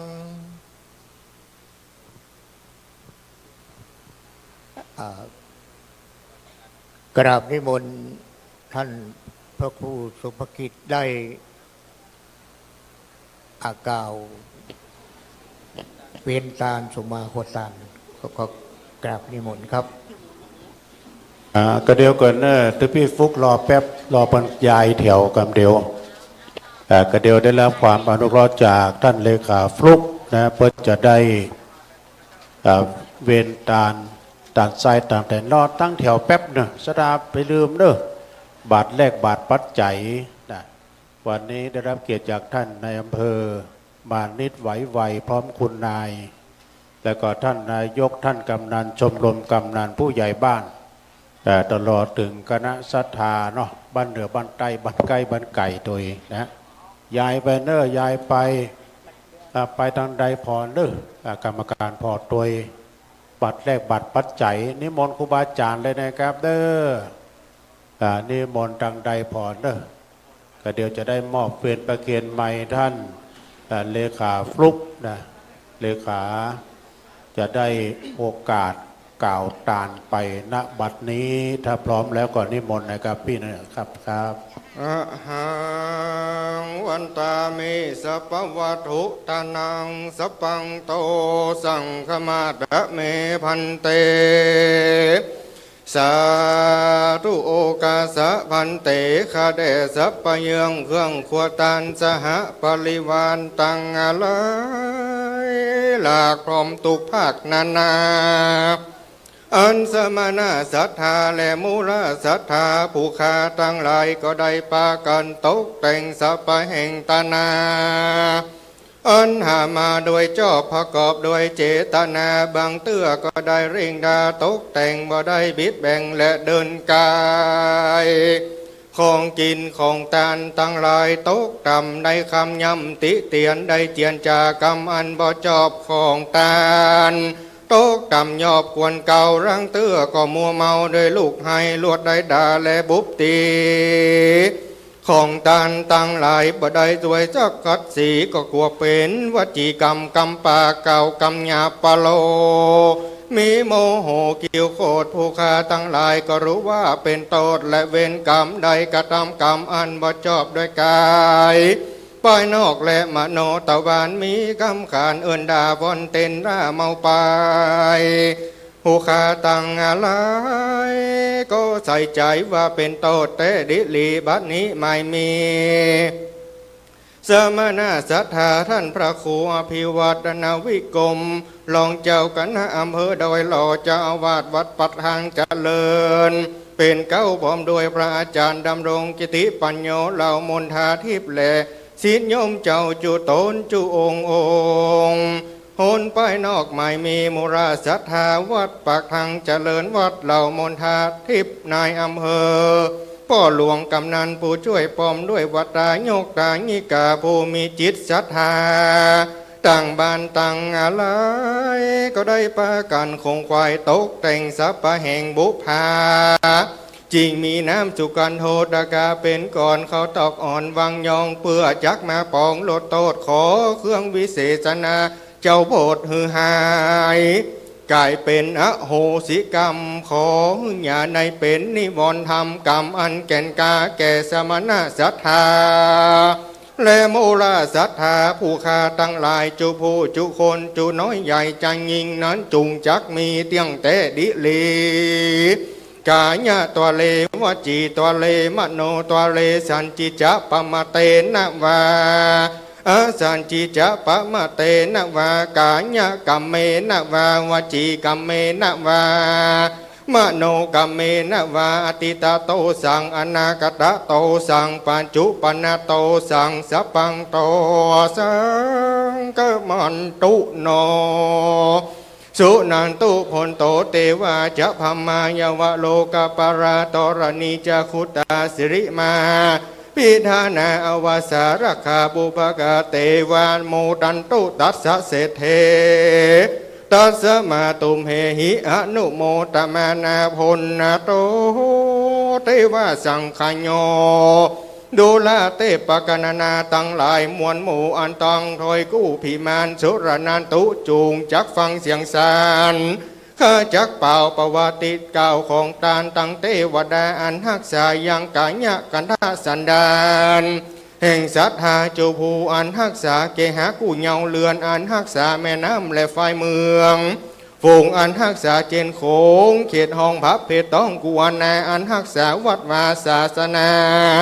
เสียงจุติอันหักษาวัดที่นี้เป็นประธานตังพรหมเทวดาจื่นเจียงคานใสสะอาดประภัตตารุกขจาตใสสะลีตุวหกมณีเมฆราเจิญเตียบเตจุงมาน้อมเนบโมตนาตานอันนาอินตาพระภูบาลสวอุปราบสวงสวรรค์ฟ้าเฟืองตังเจ้าเตื้องขุนพรหมเจาตุโลกเต้าตังสีองค์การใจหาดหาวยมราชกัตตปาอสุราอสุริยักขายักขีเตจะมีสะอาดตังกุมพันธราชเหลืองฤทธิ์ตังนางธรณีตนจำบุญและจำบาปตนจำน้ำหยาดหมายตานขออัญเชิญมาปัตตาอนุโมทนาโอกาสรวมน้ำหยาดบุญตานในการที่เฮาตั้งหลายตั้งยิ่งใจน้อยใหญ่มอได้มาย่อมือไว้นมัสการเพื่อถวายเป็นทานอันนี้เราแก่พระแก้วเจ้าติรัตนาจงเป็นกุศลบุญญาอันใหญ่แม้แฝงไว้ในมโนหัวใจเป็นกุศลนำไปจุจอดบรรลุรอดถึงพระนิพพาน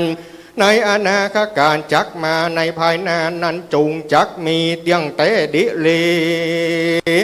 โยสันนิสิโนวระโพธิโมเลมาลังสะเสนังมหันติงวิจัยโยสัมโพทิมากันจิอนันตัญญโนโลกุตตโมตังปะนามามิพุทธังตังปะนามามิธรรมังตังปะนามามิสังฆังโยโสภกังวาพระเป็นเจ้าเลิศดวงใด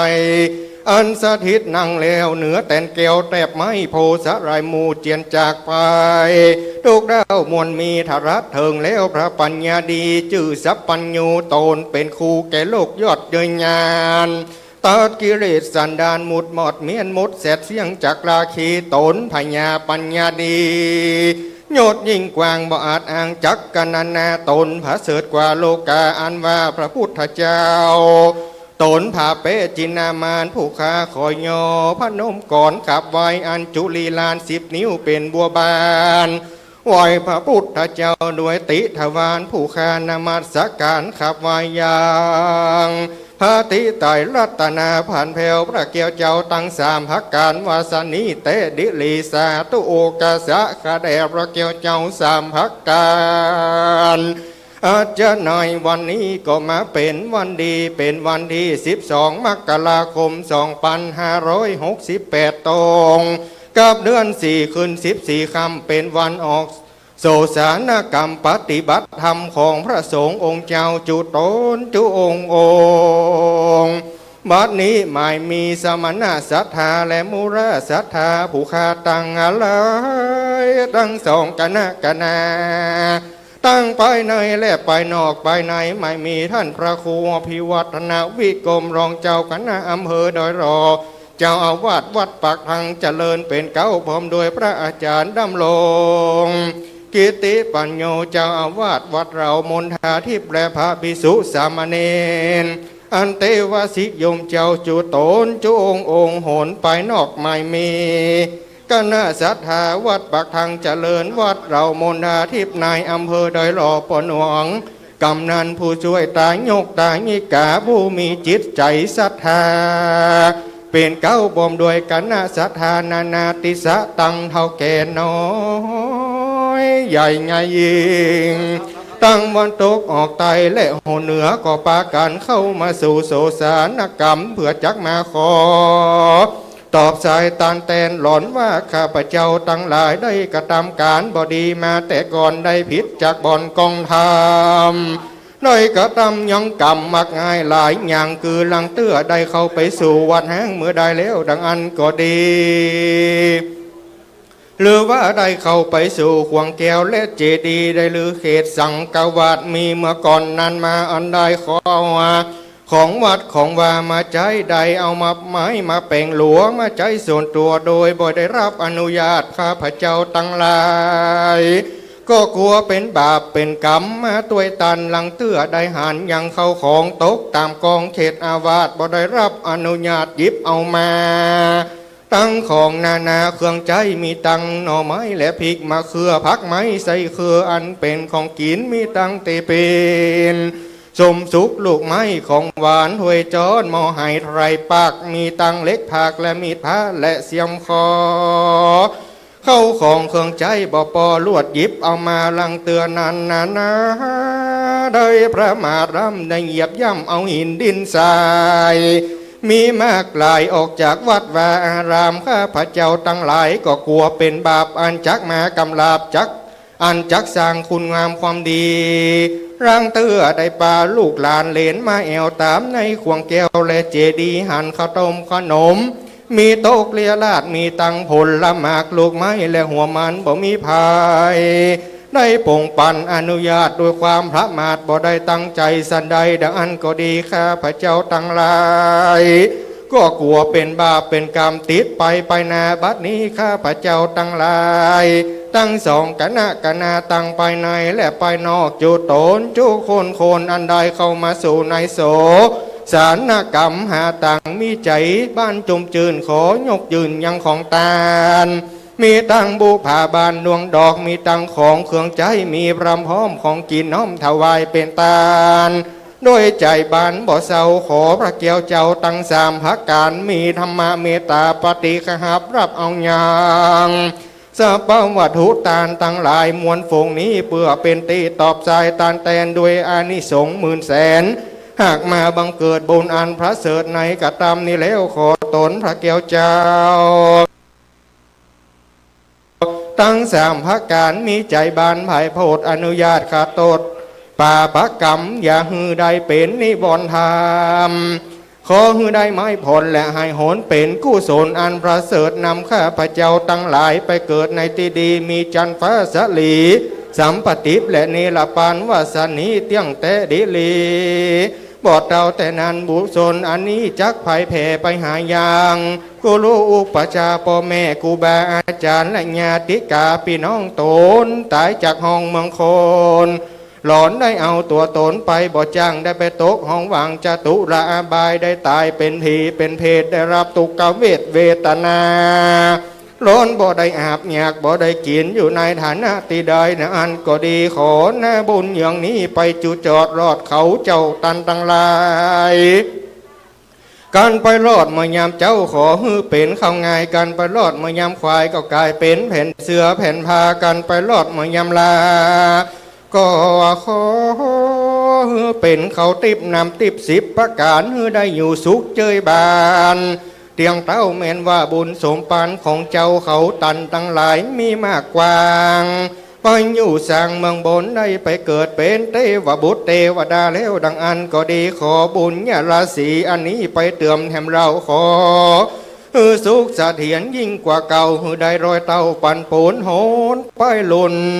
หลอนได้จุติกลากาศได้มาเกิดมาเป็นมนุษย์เมืองคนก็ขอบุญกุศลนี่เราไปกำจูเขาตั้นตั้งหลายตุกปวาจาได้อาภิวาทไว้ตั้งแก้วเจ้าตั้งสามพระการได้กินได้ตานไปใจปันได้เข้าไกลเวียงแจงยอดเนรปานนั้นจุงจักมีเตียงแต่ดิลีแม้นว่าบุญญาราศีอันข้าพระเจ้าตั้งหลายได้กระทำในวันนี้มีมาขออุทิศฝากไปหายังเทวบุตรเทวดาเทพารักเจ้าตีเจ้าตังเสือวัดเชือวาติมาหักษาอารามที่นี่เป็นเก้าทราบต่อเต้าเทวดาตั้งหลายตีอัมปักหักษายังสุสานสถานที่นี้ตลอดจนถึงลูกเทวดาปภาตาเทวดาอากาศเทวดาสกามาวจราโสรสะพญาอินพญาพรหมพญาโยมราชดูขุดหนักน้ำปรมัยไอส่วนสัพพสัตตาตั้งมวลอันอยู่ในใต้น้ำและเหนือดินตั้งสัตว์4 ตีน2 ตีนสัตว์อัน5 ตีนบ่ได้และนางนักไทยสลีกุตอามาตนจำบุญและจำบาปตนชื่อจำน้ำญาติไม้ตานจุงมารัตตาอนุโมทนาตานจดเอาลายหมายเอาจื่อยังสมณะศรัทธาและมุราศรัทธาผู้ค้าตั้งหลายเอาใส่ไว้ในสุวรรณปตาราบลำคำสะนำจือไว้กายต่อหน้าตันตาเป็นดังร่มดังเงาแห่งตัวตนไปตุกปวจาตอย่าได้ขาดได้กาเตียงเตดิลีนักดังจักมากาพระสาบาลีวาสาตุโอกาสะมะยังพันเตตุปาบุภารัจตนังพุทธัสสะธรรมสะสังฆสะสกจังเตมาปุเจมาตุติยัมปิมะยังพันเตตติตัมปิมะยังพันเตพุทโธโนธัมโมโนสังโฆโนพุทโธกะละโมธัมโมกะละโวสังโฆกะละโวอัมหากังทีกระตังหิตาญาสุขายะญาวะนิปานาทีขมานะโมวิสุทธังสวาขาตังวิมาลังทักขิหัตถังสปังโตสังกะมันตุโน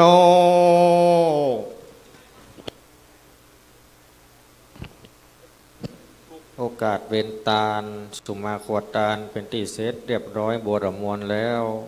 ลำดับต่อจากนี้ไปจะเป็นการจุดธูปเทียนบูชาพระรัตนตรัยโอกาสนี้เจ้าพนักงานเตรียมเทียนชนวนไว้เนอะเจ้าพนักงานพ่อจันแล้วก็กรรมการ4 ด้านตะเจ้าตะวาเตรียมตัวเข้ามานั่งตังไหนนี่เดี๋ยวจะได้ไปประเคนที่เหือสับเป่าคำเพื่อเตรียมตัวไว้เนอะแล้วก็ นิมนต์นะครับนิมนต์ครูบาอาจารย์พระเจ้าพระสงฆ์สามเณรที่รับทุนนะครับเตรียมตัวเข้ามา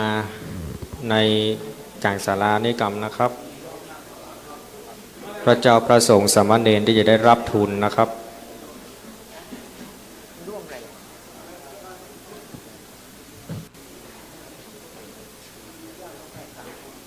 พระเจ้าพระสงฆ์สามเณรที่จะได้รับทุนนะครับมีทั้งหมด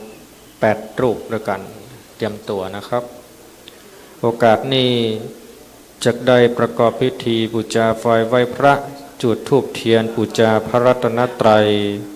เจริญพรเชิญท่านมานิดไวๆในอำเภอไดหล่อเป็นตัวแทนตายกตายิกาพ่อแม่ศรัทธาได้กดสวิตช์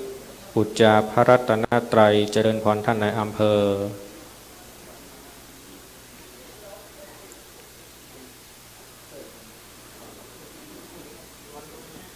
หลังจากท่านในอำเภอกดสวิตช์เสร็จจักได้จุดเทียนมงคล9 เล่มท่านแรก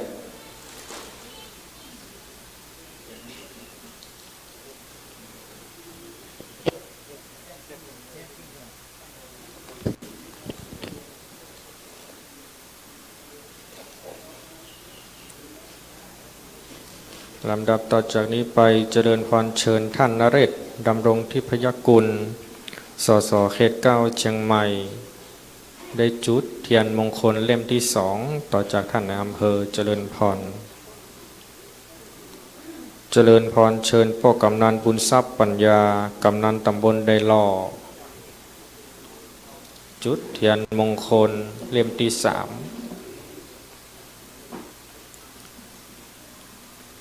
เจริญพรเชิญพ่อกำนันสุทินสุรินตะอดีตกำนันตำบลไดหล่อเจริญพรเชิญคุณอมรวันเล่ากุลอำเภอสันทรายพร้อมกับแม่ชีเกียงคำแก้วสามวังเจริญพรเชิญเนอโยมแม่ตังกู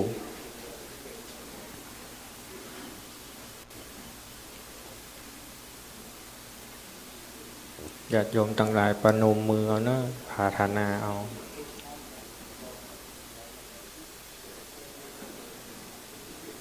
ลำดับต่อจากนี้ไปเจริญพรเชิญแม่ครูเกษณีชัยเทพ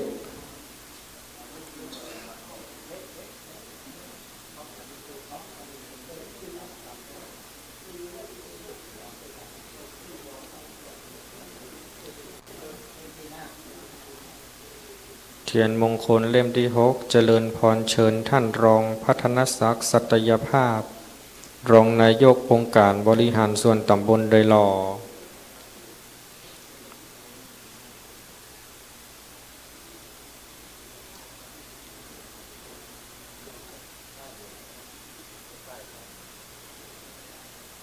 เทียนมงคลเล่มที่7เจริญพรเชิญพ่อหลวงทรงปินตาเปีย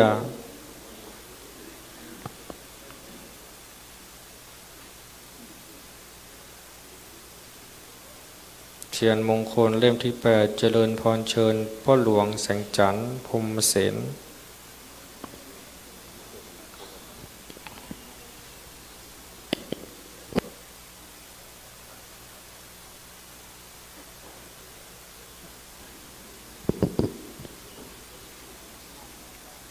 หลังจากจุดเทียนมงคลดังกล่าวเสร็จเจริญพรเชิญพ่อกำนันสันติสุขชัยวงศ์อดีตกำนันตำบลน้ำดิบได้เข้าประเคนขันขอศีลที่หน้าองค์หลวงพ่อท่านพระครูสาธุกิจจานันท์เจ้าคณะอำเภอไดหล่อเจ้าอาวาสวัดพระธาตุไดน้อยอันเป็นเก้าเป็นการเป็นประธานสงฆ์ณวันนี้เจริญพรเชิญหลังจากนั้นพ่อหนานกล่าวคำไหว้พระสมาทานศีลเป็นลำดับต่อไปเจริญพรเจริญนะอิมินาสกเรนะพุทธังอภิปูชยามาอิมินาสกเรนะธัมมังอภิปูชยามา อิมินาสักเรนะสังฆังอภิปูชยามาอะระหังสัมมาสัมพุทโธภควาพุทธังภควันตังอภิวาเทมิภวาคาโตภควตาธัมโมธัมมังนามัสสามิสุปฏิปันโนภควโตสาวกสังโฆสังฆังนามามิมยังพันเตวิสุงวิสุงรักขานัตถายะติสารเนนะสหปัญจศีลานิยาจามะทุติยามปิมยังพันเตวิสุงวิสุงรักนัตถายะติสารเนนะสหปัญจศีลานิยาจามะตติยามปิมยังพันเตวิสุงวิสุงรักขณาตายะติสารเนนะสหปัญจศีลานิยาจามะนะโมตัสสะภะคะวะโตอะระหะโตสัมมาสัมพุทธัสสะนะโมตัสสะภะคะวะโตอะระหะโตสัมมาสัมพุทธัสสะนะโมตัสสะภะคะวะโตอะระหะโตสัมมาสัมพุทธัสสะนะโมตัสสะภะคะวะโตอะระหะโตสัมมาสัมพุทธัสสะนะโมตัสสะภะคะวะโตอะระหะโตสัมมาสัมพุทธัสสะนะโมตัสสะภะคะวะโตอะระหะโตสัมมาสัมพุทธัสสะพุทธังสรณังคัจฉามิพุทธังสรณังคัจฉามิธัมมังสรณังคัจฉามิธัมมังสรณังคัจฉามิสังฆังสรณังคัจฉามิสังฆังสรณังคัจฉามิทุติยัมปิพุทธังสรณังคัจฉามิทุติยัมปิพุทธังสรณังคัจฉามิทุติยัมปิธัมมังสรณังคัจฉามิทุติยัมปิธัมมังสรณังคัจฉามิทุติยัมปิสังฆังสรณังคัจฉามิทุติยัมปิสังฆังสรณังคัจฉามิตติยัมปิพุทธังสรณังคัจฉามิตติยัมปิพุทธังสรณังคัจฉามิตติยัมปิธัมมังสรณังคัจฉามิตติยัมปิธัมมังสรณังคัจฉามิตติยัมปิสังฆังสรณังคัจฉามิตติยัมปิสังฆังสรณังคัจฉามิปานาติปาตาเวรมณีสิกขาปะทังสมาธิยามิปานาติปาตาเวรมณีสิกขาปะทังสมาธิยามิทินนาทานาเวรมณีสิกขาปะทังสมาธิยามิอทินนาทานาเวรมณีสิกขาปะทังสมาธิยามิกาเมสุมิจฉาจาราเวรมณี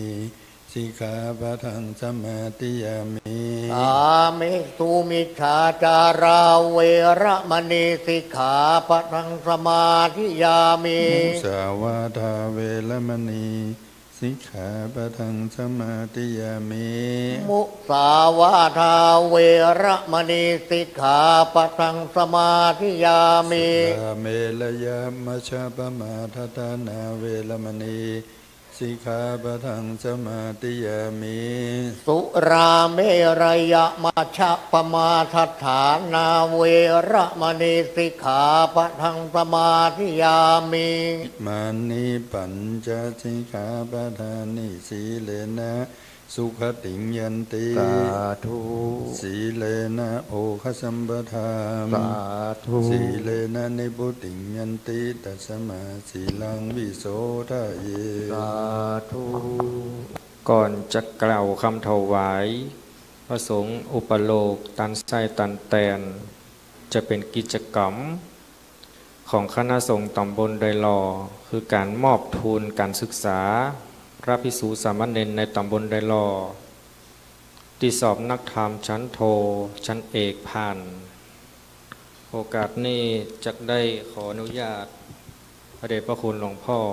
เป็นผู้กล่าวรายงานกราบถวายความเคารพหลวงพ่อท่านพระครูสาธุกิจจานันท์เจ้าคณะอำเภอดอยหล่อเจ้าอาวาสวัดพระธาตุดอยน้อยกล่าวกระผมพระประหลัดวณิสยามเลขานุการรองเจ้าคณะอำเภอดอยหล่อขอกราบเรียนถวายรายงานแด่องค์หลวงพ่อพระครูสาธุกิจจานันท์เจ้าคณะอำเภอดอยหล่อเนื่องด้วยแม่กองธรรมสนามหลวงแผนกธรรมได้กำหนดการสอบนักธรรมสนามหลวงชั้นตรีโทเอกแต่ละชั้นปีโดยปีที่ผ่านมาคณะสงฆ์อำเภอดอยหล่อได้จัดการสอบนักธรรมสนามหลวงณวัดพระธาตุโขงขาวมีพระสงฆ์สามเณรในตำบลดอยหล่อที่สอบผ่านนักธรรมชั้นโทจำนวนทั้งหมด4รูปนักธรรมชั้นเอกจำนวนทั้งหมด4รูปรวม8รูปคณะสงฆ์ตำบลดอยหล่อทั้ง3เขตมีมติเห็นชอบร่วมกัน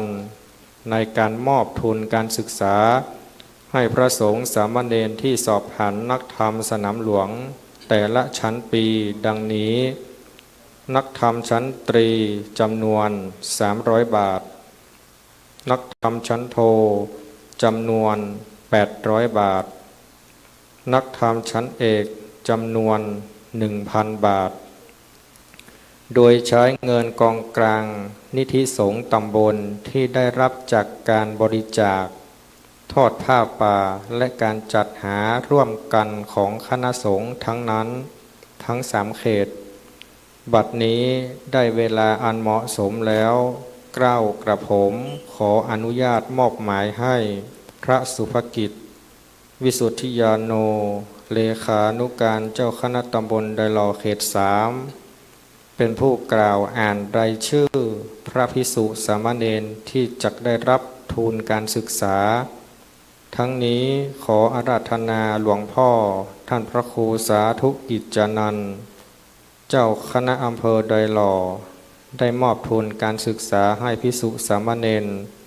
ตลอดจนให้โอวาทแก่พระสงฆ์และญาติโยมต่อไปขอถวายความเคารพอย่างสูงครับโดยนามพระภิกษุสามเณรสอบผ่านนักธรรมชั้นโทของตำบลดอยหล่อประจำปี 2567 สามเณรนรวิทย์ไพพัชราวัดพระธาตุดอยน้อยสามเณรทัชนนท์ดงนินดำวัดพระธาตุดอยน้อยสามเณรธนัชชากำกับภัยวัดดอนชื่นสามเณรจักรวุฒิเชษนิรันดรวัดไร่พัฒนารามรายนามพระภิกษุสามเณรผู้สอบผ่านนักธรรมชั้นเอกของตำบลดอยหล่อประจำปี 2567 พระชวริตจิตตสังวโรวัดม่อนห้วยแก้วพระอนุชาทิตปุตโตวัดป่าบวกบงสามเณรพงเทพสัจจะไพวันวัดพระธาตุดอยน้อยสามเณรชนรทีแสงสิริวงศ์วัดพระธาตุดอยน้อย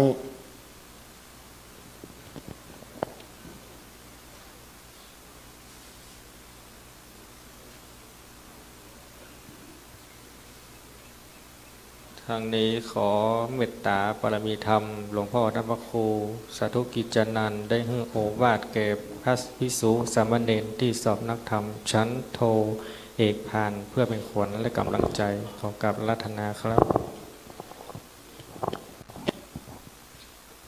ขอแสดงความนับถือท่านพระครูอภิวัตนวิกรมรองเจ้าคณะอำเภอดอยหล่อพระสงฆ์เถรานุเถระพระภิกษุสามเณรทุกรูปขอเจริญพรมายังท่านสสนเรศทำลงทิพยคุณสสจังหวัดเชียงใหม่เขต9ท่านในอำเภอดอยหล่อท่านมานิดใบไวพ่อกำนันผู้ใหญ่บ้าน ท่านรองนายกตลอดจนถึงคณะสถาพุทธศาสนิกชนทั้งหลายคณะสงฆ์ในตำบลโดยหล่อนี่ก็พยายามส่งเสริมการศึกษาพระเนนให้ได้รับการศึกษาเพื่อว่าจะได้นำความรู้ในหลักธรรมของพระสัมมาสัมพุทธเจ้าไปเผยแผ่พุทธศาสนาในโอกาสที่สอบธรรมสนามหลวงแต่ละปีนั้นก็มีพระเนนที่สอบได้ก็จำนวนพอสมควรสำหรับนักธรรมชั้นตรีนั้นก็ได้ไปมอบที่วัดไร่พัฒนารามเพราะว่าการสอบนักธรรมนั้นมันมีสองช่วงถ้าหากว่านักธรรมตรีนั้นจะสอบก่อนออกภาษาเดือนเกียงออก9 ค่ำไป4 วันเรียบร้อยแล้วก็ประกาศผลแล้วก็เลยแจกไปก่อนแล้วก็นักธรรมโทนักธรรมเอกนั้นจะมาสอบเอาเดือนยี่แฮม2 ค่ำเป็นต้นไป4 วันเสร็จเรียบร้อยแล้วก็ประกาศผลก็เลยว่ามันประพร้อมกันเพราะว่านักธรรมตรีนั้นเพื่อว่าคนที่บวชในบวรพุทธศาสนาบวชนวกะจำนวน1 พรรษานั้นก็สามารถที่จะสอบนักธรรมแล้วก็จะได้อาวุธการศึกษานั้นศึกษาลาเพศออกไปแล้วก็จะได้เอาไปเป็นความรู้แล้วก็เป็นที่ประทับใจของคนที่ได้มาบวชบวรพุทธศาสนาและสำหรับนักธรรมโทน้ำเอกนั้นก็เหมือนกันถ้าหากว่าเอาไปสอบเอาพร้อมเดียวสมัยโบราณนั้นก็จะสอบเอาเดือนเกียงแฮม2 ค่ำเดือนยี่แฮม2 ค่ำมันก็จะบัดตันการอันนี้ก็เลยมีการสอบอยู่2 ช่วงวันนี้ท่านศรัทธาญาติโยมทั้งหลายการศึกษานั้นสำคัญถ้าหากว่าเอาพระเนนเฮานี่บวชในบวรพุทธศาสนาไปได้เรียนไปได้ศึกษาแล้วก็จะประทันโลกถ้าว่าทางโลกนั้นการศึกษาเพิ่นพัฒนาไปเป็นระดับถึงด็อกเตอร์แต่ปัจจุบันนี้คณะสงฆ์ก็จะมีถ้าหากว่าจบนักธรรมตรีธรรมโทน้ำเอกแล้วนอกจากนั้นก็ยังเรียนมัธยมต้นมัธยมปลายถ้าหากว่าอยู่ต่อไปก็ต้องเรียนต่อปริญญาทั้งสายของมหามงกุฎและมหาจุฬาปัจจุบันนี้การศึกษานั้นเผยแผ่มาทุกหัวเมืองทุกจังหวัดจะต้องมีอันที่เรียนรู้ของพระภิกษุสามเณรก็เป็นบางที่ก็เป็นห้องเรียนบางที่ก็จะเป็นจังหวัดเชียงใหม่นี่มีทั้งมหาจุฬาและมหามงกุฎเพราะว่ามีทั้งสองสาขาเพราะฉะนั้นท่านทั้งหลายทั้งก็การศึกษาปัจจุบันนี้ก็จะได้พัฒนายิ่งขึ้นไปก็เลยแจ้งให้กับคณะศรัทธาญาติโยมทั้งหลายอาตมาขอเรื่องการศึกษาไว้เพียงเท่านี้ต่อไปพ่อจารย์เพื่อจะได้กล่าวคำถวายเสร็จเรียบร้อยแล้วก็จะเชิญแขกผู้มีเกียรติประเคนแล้วก็จะได้รู้ว่ารับพรต่อไปนะโมตัสสะภะคะวะโตอะระหะโตสัมมาสัมพุทธัสสะ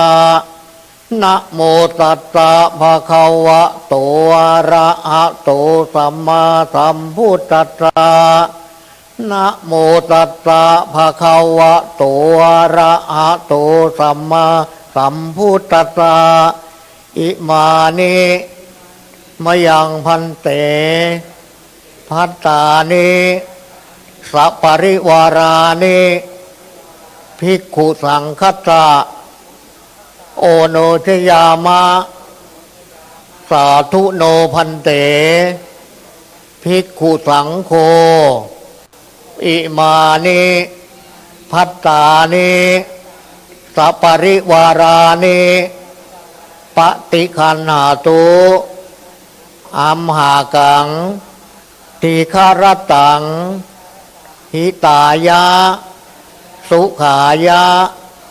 ข้าแต่พระสงฆ์ผู้เจริญข้าพระเจ้าทั้งหลายข ขอน้อมถวายภัตตาหารพร้อมของบริวารทั้งหลายเหล่านี้แด่พระภิกษุสงฆ์ขอพระภิกษุสงฆ์จงรับภัตตาหารพร้อมของบริวารทั้งหลายเหล่านี้ของข้าพระเจ้าทั้งหลายเพื่อประโยชน์และความสุขและความเจริญแก่ข้าพระเจ้าทั้งหลายสิ้นกาลนานเทินสาธุ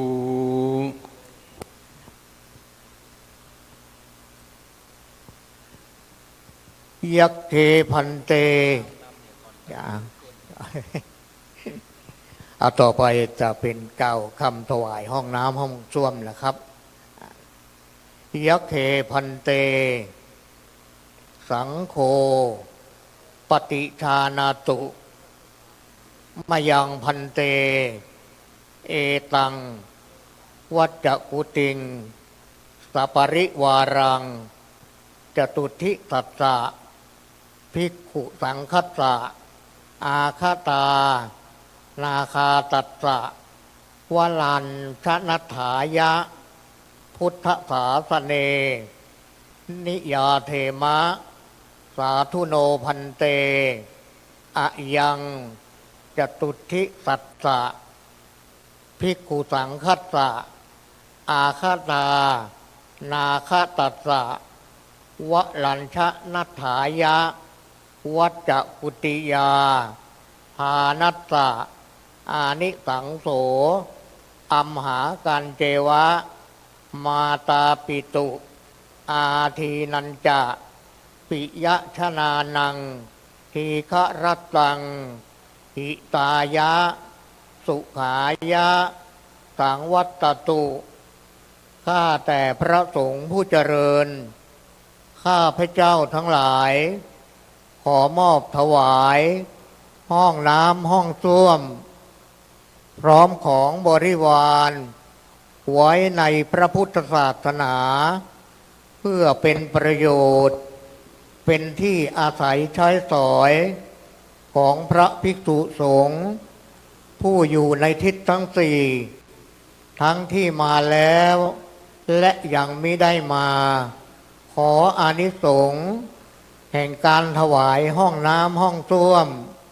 เพื่อเป็นประโยชน์เป็นที่อาศัยใช้สอยของพระภิกษุสงฆ์ผู้อยู่ในทิศทั้งสี่ทั้งที่มาแล้วและยังไม่ได้มานี้ของข้าพเจ้าทั้งหลายจงเป็นไปเพื่อประโยชน์และความสุขแก่ข้าพเจ้าทั้งหลายด้วยแก่ปิยชนทั้งหลายมีมารดาบิดาเป็นต้นด้วยสิ้นกาลนานเทินสาธุ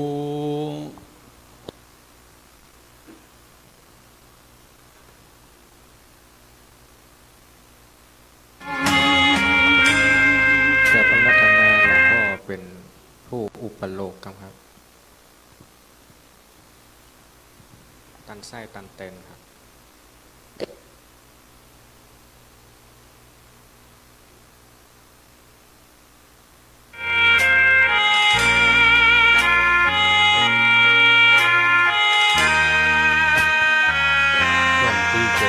ปโลกนั้นถ้าหากว่าอาตมาได้ว่าสันจิจะโตสังอาสันติตาโตสังสปังโตสังขมันตโนว่าหนึ่งจบแล้วทาก็สาธุหนึ่งครั้งแล้วก็จะมีอยู่สามจบต่อไปศรัทธาญาติโยมทั้งหลายตั้งใจรับฟังสาธโบดูลามหามูลสถาทั้งหลายทั้งสองคณะคณาจุงตั้งโสตาประสาทหูดาฟังยังกรรมแห่งคณะพระสังฆะอันจักมากล่าวบัดนี้เตอะบัดนี้มูลสถาทั้งหลายได้ปากันคงควายตกแต่งน้อมนำมายังมัทุสิทธะ คาถาและบุพราชากับตั้งข้างเครื่องอัฐบริขารสัพพะวัตถุทานอันเป็นบริวารตั้งหลายมวลผงนี้แม้ถวายเป็นทานเพื่อจะ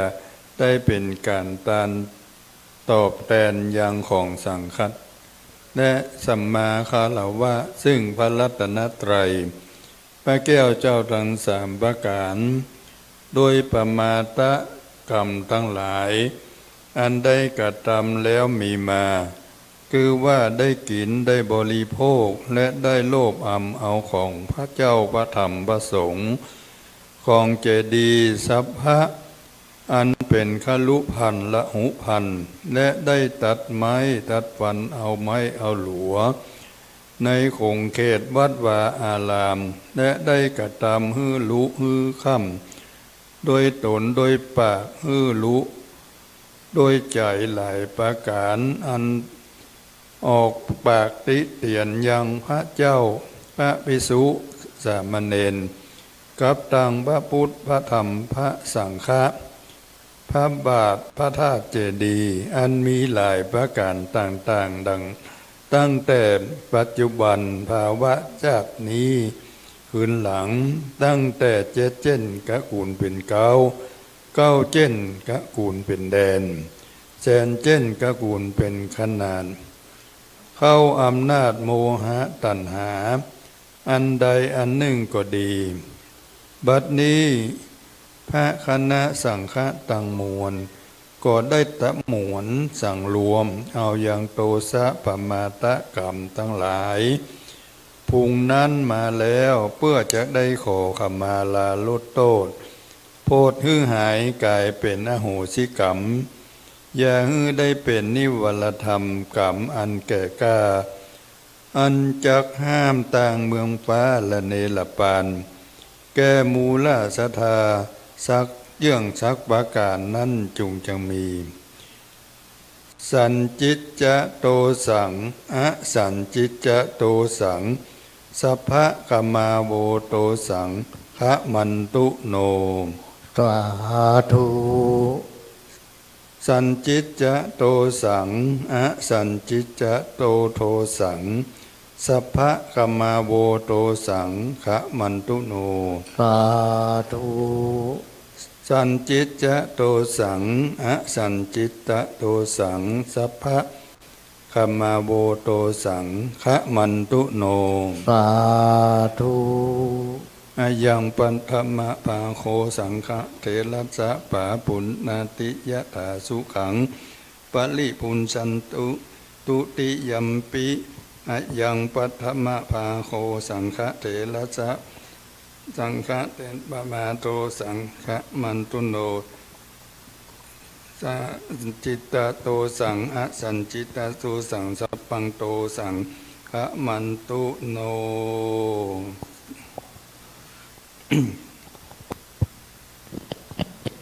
ก่อนจะฮับปอนจะได้ประเคนเจริญพรเจิญคณะกรรมการที่มีรายชื่อเจ้าภาพ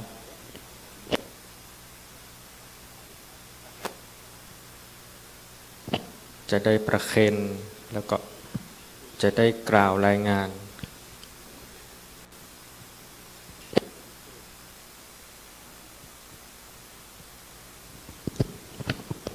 เจริญพรเชิญท่านสสนเรศดำรงทิพยกุลท่านสสเขตเก้าจังหวัดเชียงใหม่ได้เข้าประเคนพระพุทธเจริญพรเชิญท่านมานิดไหวไวท่านนายอำเภอไดหล่อได้เข้าประเคนที่หน้าหลวงพ่อท่านพระครูสาธุกิจจานันท์เจ้าคณะอำเภอไดหล่อเจริญพรเชิญนายท่านนายอำเภอนะ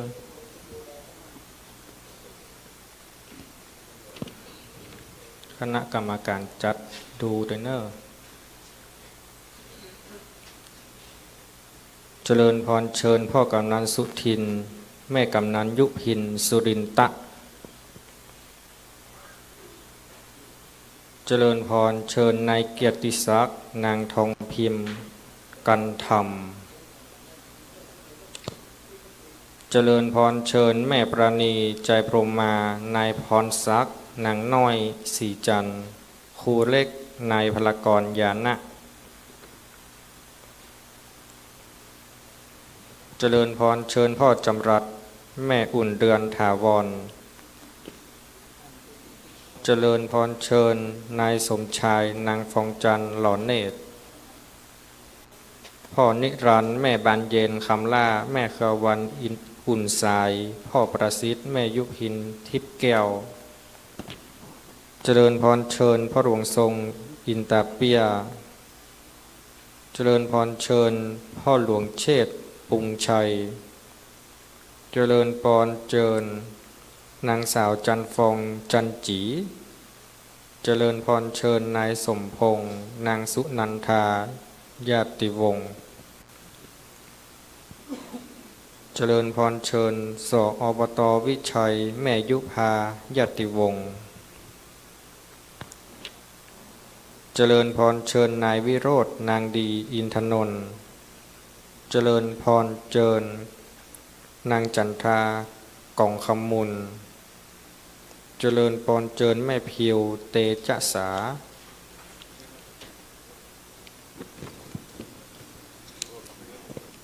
เจริญพรเชิญพ่อหลวงเจษฎาแม่หลวงสาวิตรีปันตะเจริญพรเชิญนายสวัสดิ์นางแดงหล่อเนตรเจริญพรนางสิริพรงางามเจริญพรพ่อนรินทร์ปินตาเปียเจริญพรลูกหลานพ่อหนานอินถาแม่อุ้ยนองติบคำป้อเจริญพรเจิญนายสากลนางสุทิศขิติคำเจริญพรเจิญนายบุญทานางนงครันใจตาใจเจริญพรเจิญนายสนองนางสุกัญญาเจริญสายคำเจริญพรเจิญแม่มาลัยเจริญผลเจริญพรเชิญครูเทวันจินทารักษ์เจริญพรเจิญพ่อแดงแม่สุเทียมเตจสา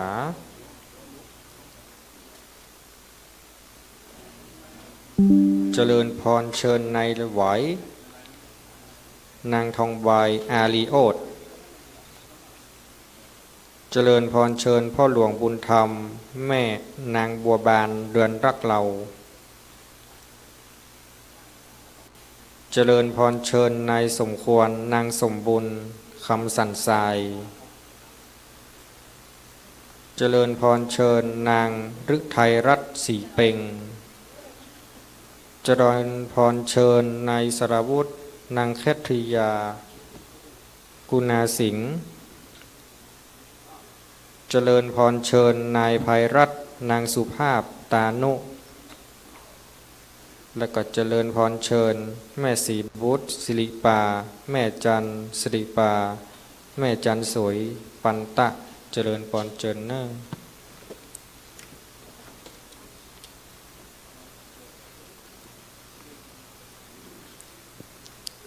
หลังจากประเคนพระเจ้าพระสงฆ์สามเณรเสร็จจะเป็นการกล่าวรายงานถวายแด่องค์หลวงพ่อโอกาสนี้เจริญพรเจิญพ่อหลวงเจษฎาปันตะเป็นผู้กล่าวรายงานในการจัดโครงการเข้าโสสานกรรมทุดงควัตรเจริญพรเจิญพ่อหลวงเนอะ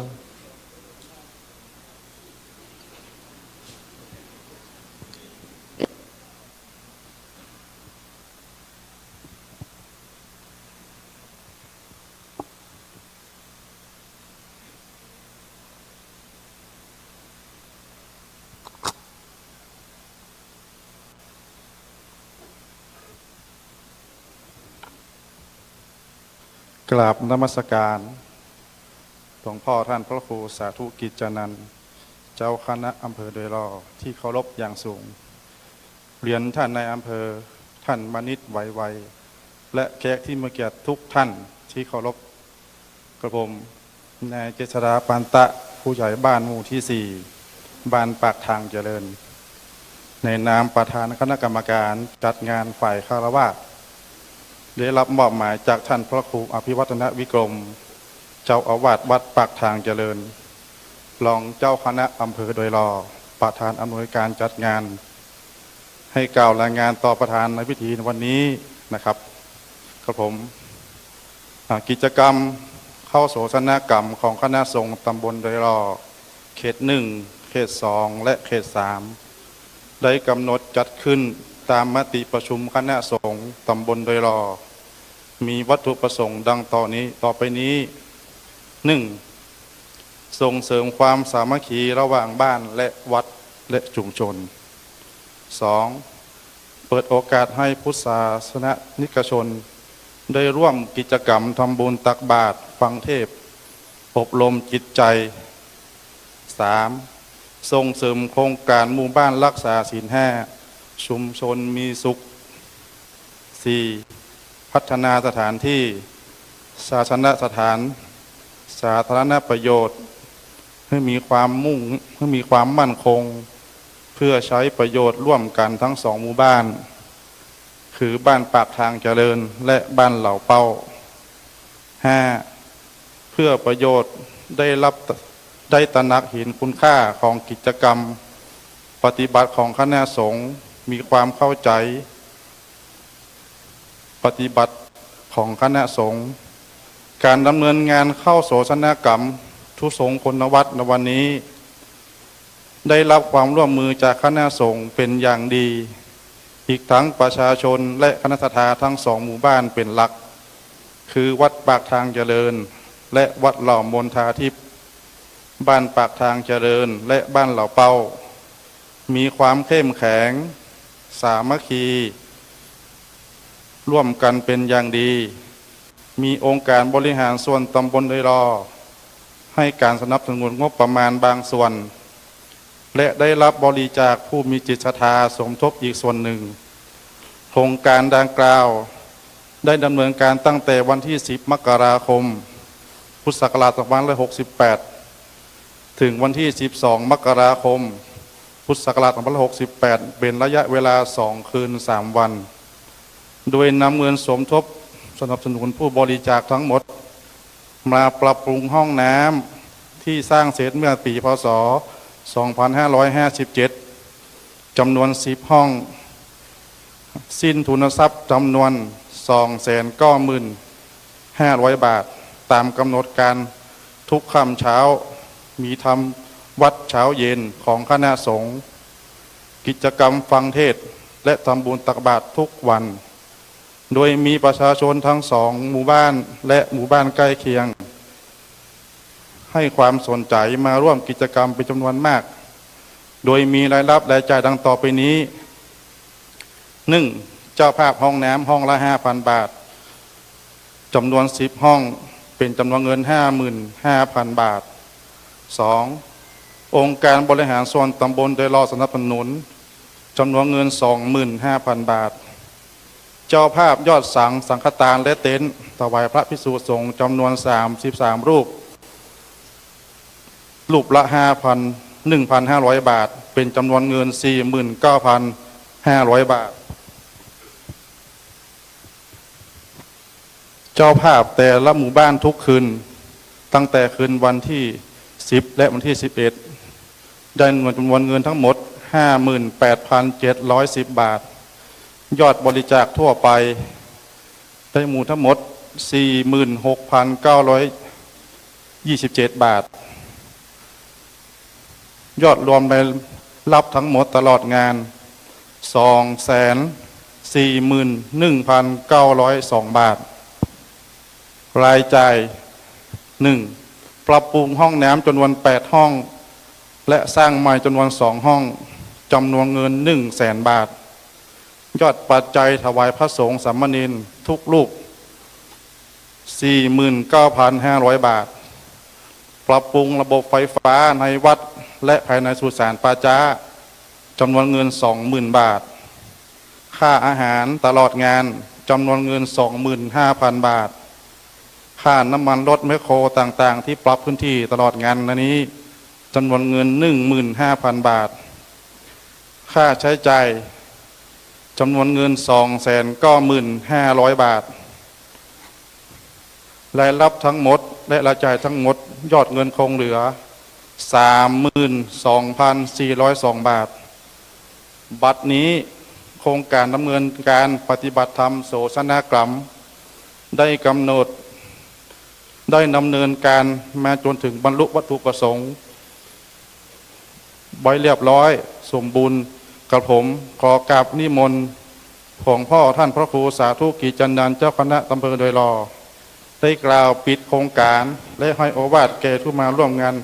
ตลอดไปครับกราบนมัสการด้วยความเคารพอย่างสูงก็ขอเจริญพรอย่างผู้ใหญ่บ้านปากทางเจริญที่ได้กล่าวรายงานเกี่ยวกับการทำกิจกรรม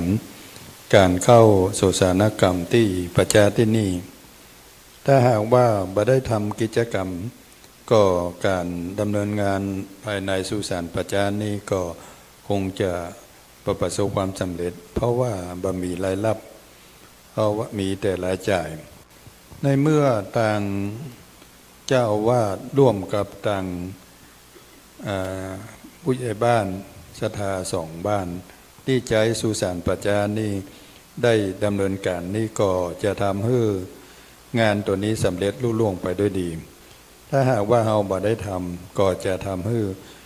ประชานี่ก็มันบ่ค่อยเรียบร้อยปัจจุบันนี้ศรัทธาญาติโยมทั้งหลายการงานอย่างต่างๆนั้นจะเอาความสะดวกเพราะว่าบางอย่างนั้นศรัทธาญาติโยมทั้งหลายบ้านปากกลางเจริญสมัยแต่ก่อนนั้นต้องเอาลงไปประชาที่อันใต้วัดสังขยอม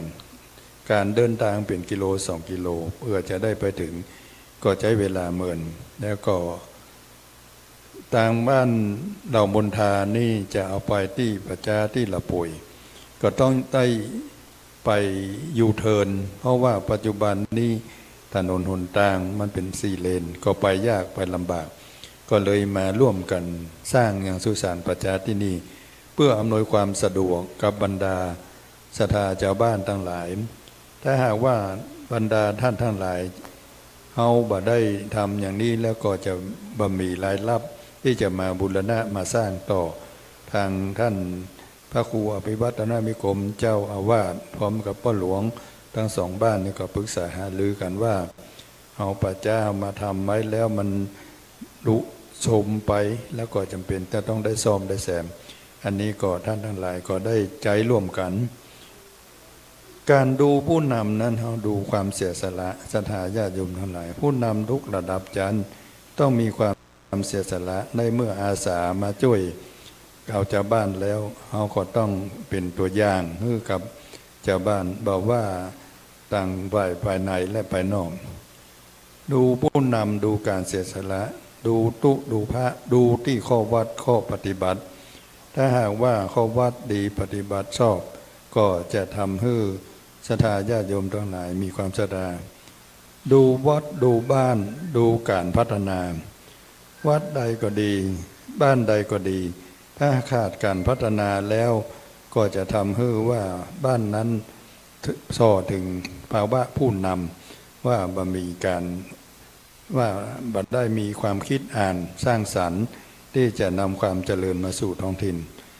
ดูศรัทธาดูชาวบ้านดูความสามัคคีบ้านใดก็ดีนั้นถ้าหากว่าขาดความสามัคคีแล้วมันไปคนตี้คนต่างแล้วก็จะทำให้มันแตกมันแยกในเมื่อแตกแยกกันไปแล้วก็การจะทำอะไรอย่างก็ทำยากเพราะว่าได้รับความร่วมมือจากในชุมชนเหล่านั้น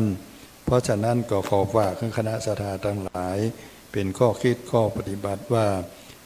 การดูผู้นำคือดูความเสียสละดูตุดูพระดูข้อวัดและข้อปฏิบัติดูวัดดูบ้านดูการพัฒนาดูศรัทธาดูชาวบ้านนั้นดูที่ความสามัคคีถ้าหากว่าเราได้ทำอย่างใดก็ดีซ้อถึงว่าบ้านนั้นชุมชนนั้นจะมีความสมัครสมานสามัคคีอย่างก็อยู่ที่ผู้นำทั้งภายนอกและภายใน อันนี้ก็ขอฝากศรัทธาทั้งหลายเพียงเก้าอี้ถ้าหากว่าอู้ยาวไปในนี้8 โมงป่ายจะนักแล้วศรัทธาญาติโยมทั้งหลายยังไม่ได้กินข้าวด้วยผู้เจ้ามาได้ห้องตองไว้ละก็คงจะมาเดือดร้อนอย่างก็ขออำนวยอวยพรกับบรรดาศรัทธาญาติโยมทั้งหลายตลอดถึงครอบครัวญาติมิตรบริวารที่ได้มากินมาทานได้อยู่ทางบ้านอนุโมทนาขอบุญกุศลนั้นปกโฮมรักษายังตนตัวของท่านทั้งหลายพร้อมด้วยครอบครัวญาติมิตรบริวารอยู่ดีมีสุขวุฒิจำเริญงอกงามไปบูรณนกิจการงานหน้าที่การงานธุรกิจการงานทุกสิ่งทุกอย่างที่ทำบัดนี้ได้ประสบความสำเร็จได้ร่ำรวยเป็นเศรษฐีมหาเศรษฐีเหมือนกันคู่คนเจริญไปด้วยอายุวันนะสุขะภละเหมือนกันทุกท่านด้วยเถิด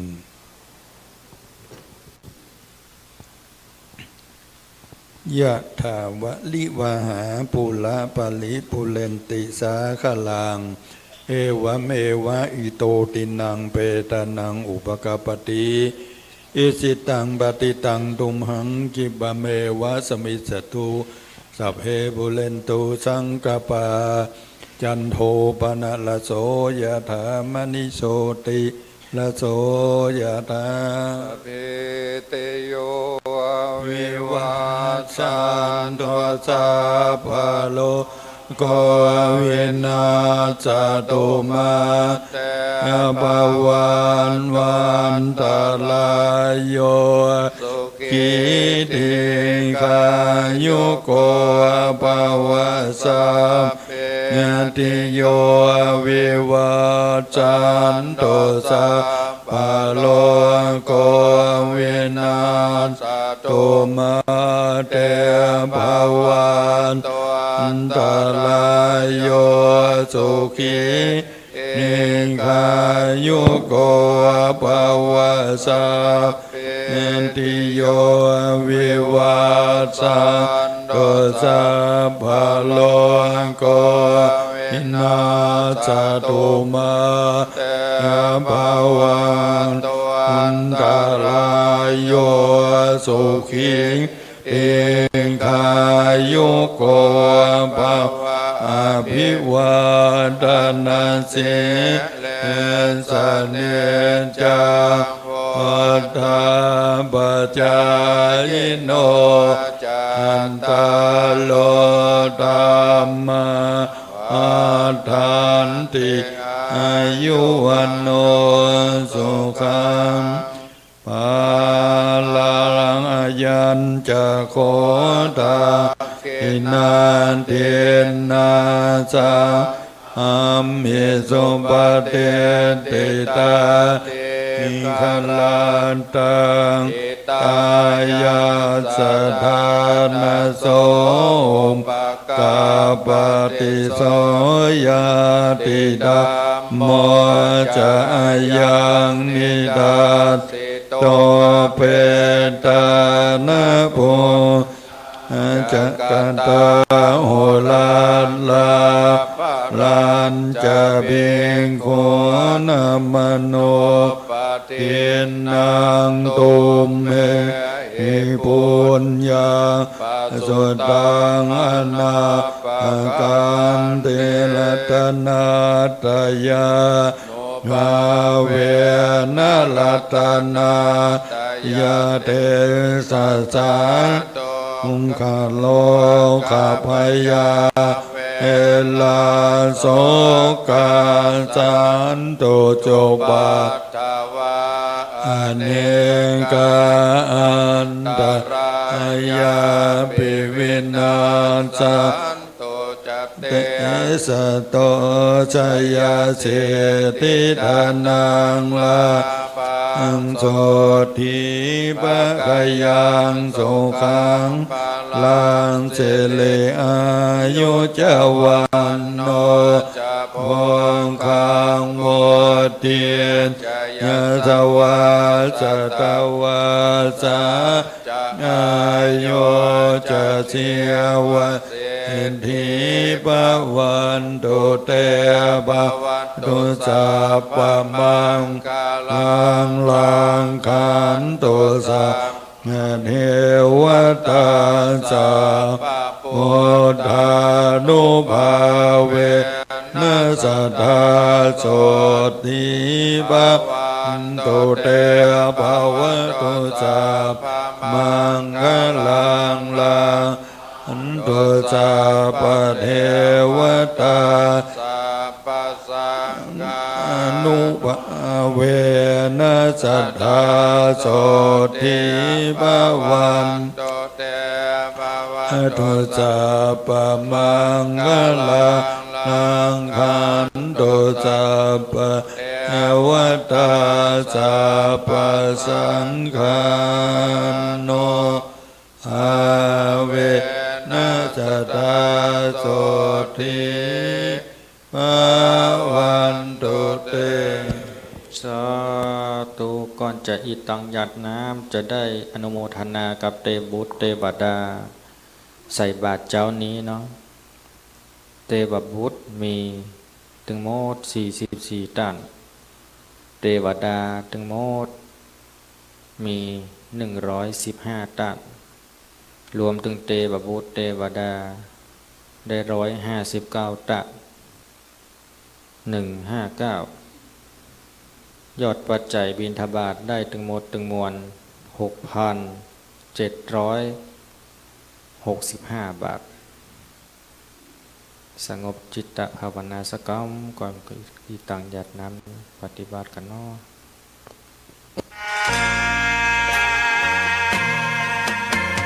ใครไม่มองว่าบัวงามเด่นแต่บัวก็เป็นดอกบัวทุกวันอย่างนี้ก็อาจารย์อีตังหยัดน้ำวันตาหลวงวันตาน้อยนะยิตังตานากัมมังนิปานาปัจจายโยโหนตุโนนิจังยิตังศีลากัมมังปัจจายโยโหนตุโนนิจังยิตังภาวนากัมมังนิปานา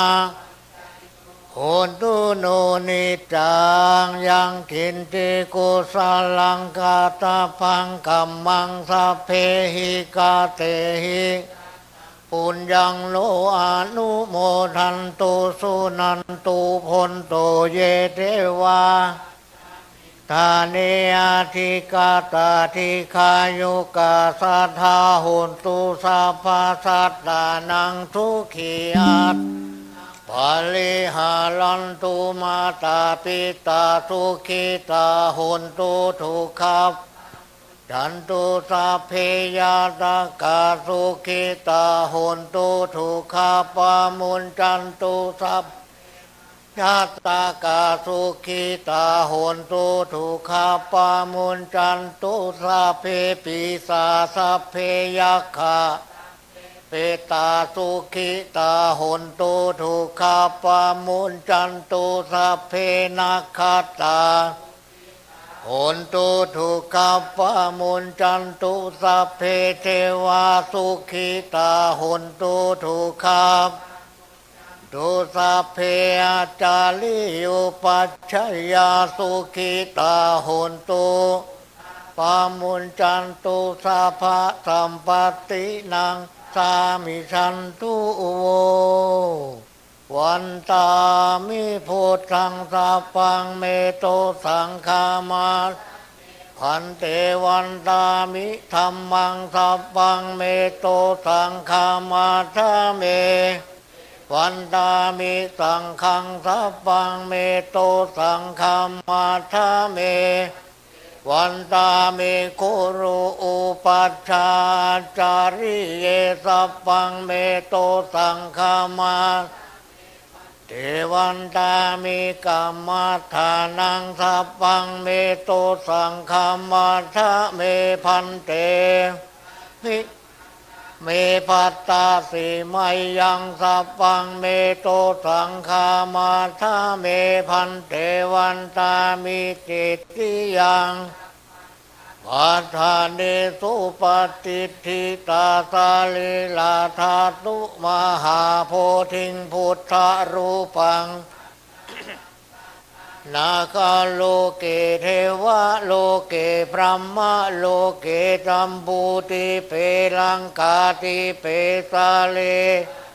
ตุโยเกสาธาตุโยอะระหันตาธาตุโยยังกันทักกุติงจัตุราสีติสหเสสะเปสัมปาลจิติยังอหังวันตามิสัพพะโสวันตาน้อยครูบาอาจารย์เด้อวันตามิพันเตสัพพังอาปาลาทังคามาธาเมพันเตมยากาตังสามินาอนุโมทิตาปังสามินากาตังปุญญังไมตาตาปังสาธุสาธุอนุโมทามิ จัตตาโลธรรมาวะทันติอายุอันโนสุขังภาลังสาธุ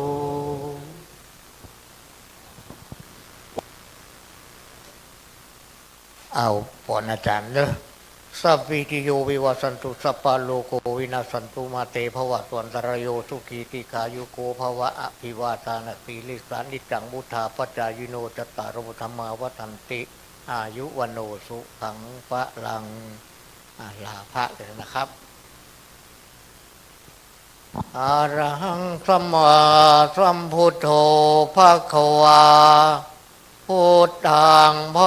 วันตังอภิวาเทมิวะคาโตภควตาธัมโมธัมมังนามัสสามิสุปฏิปันโนภควโตสาวกสังโฆสังฆังนะมามิ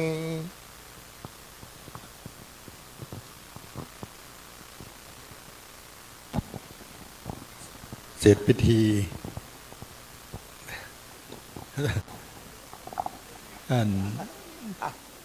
เอาละเอาลุก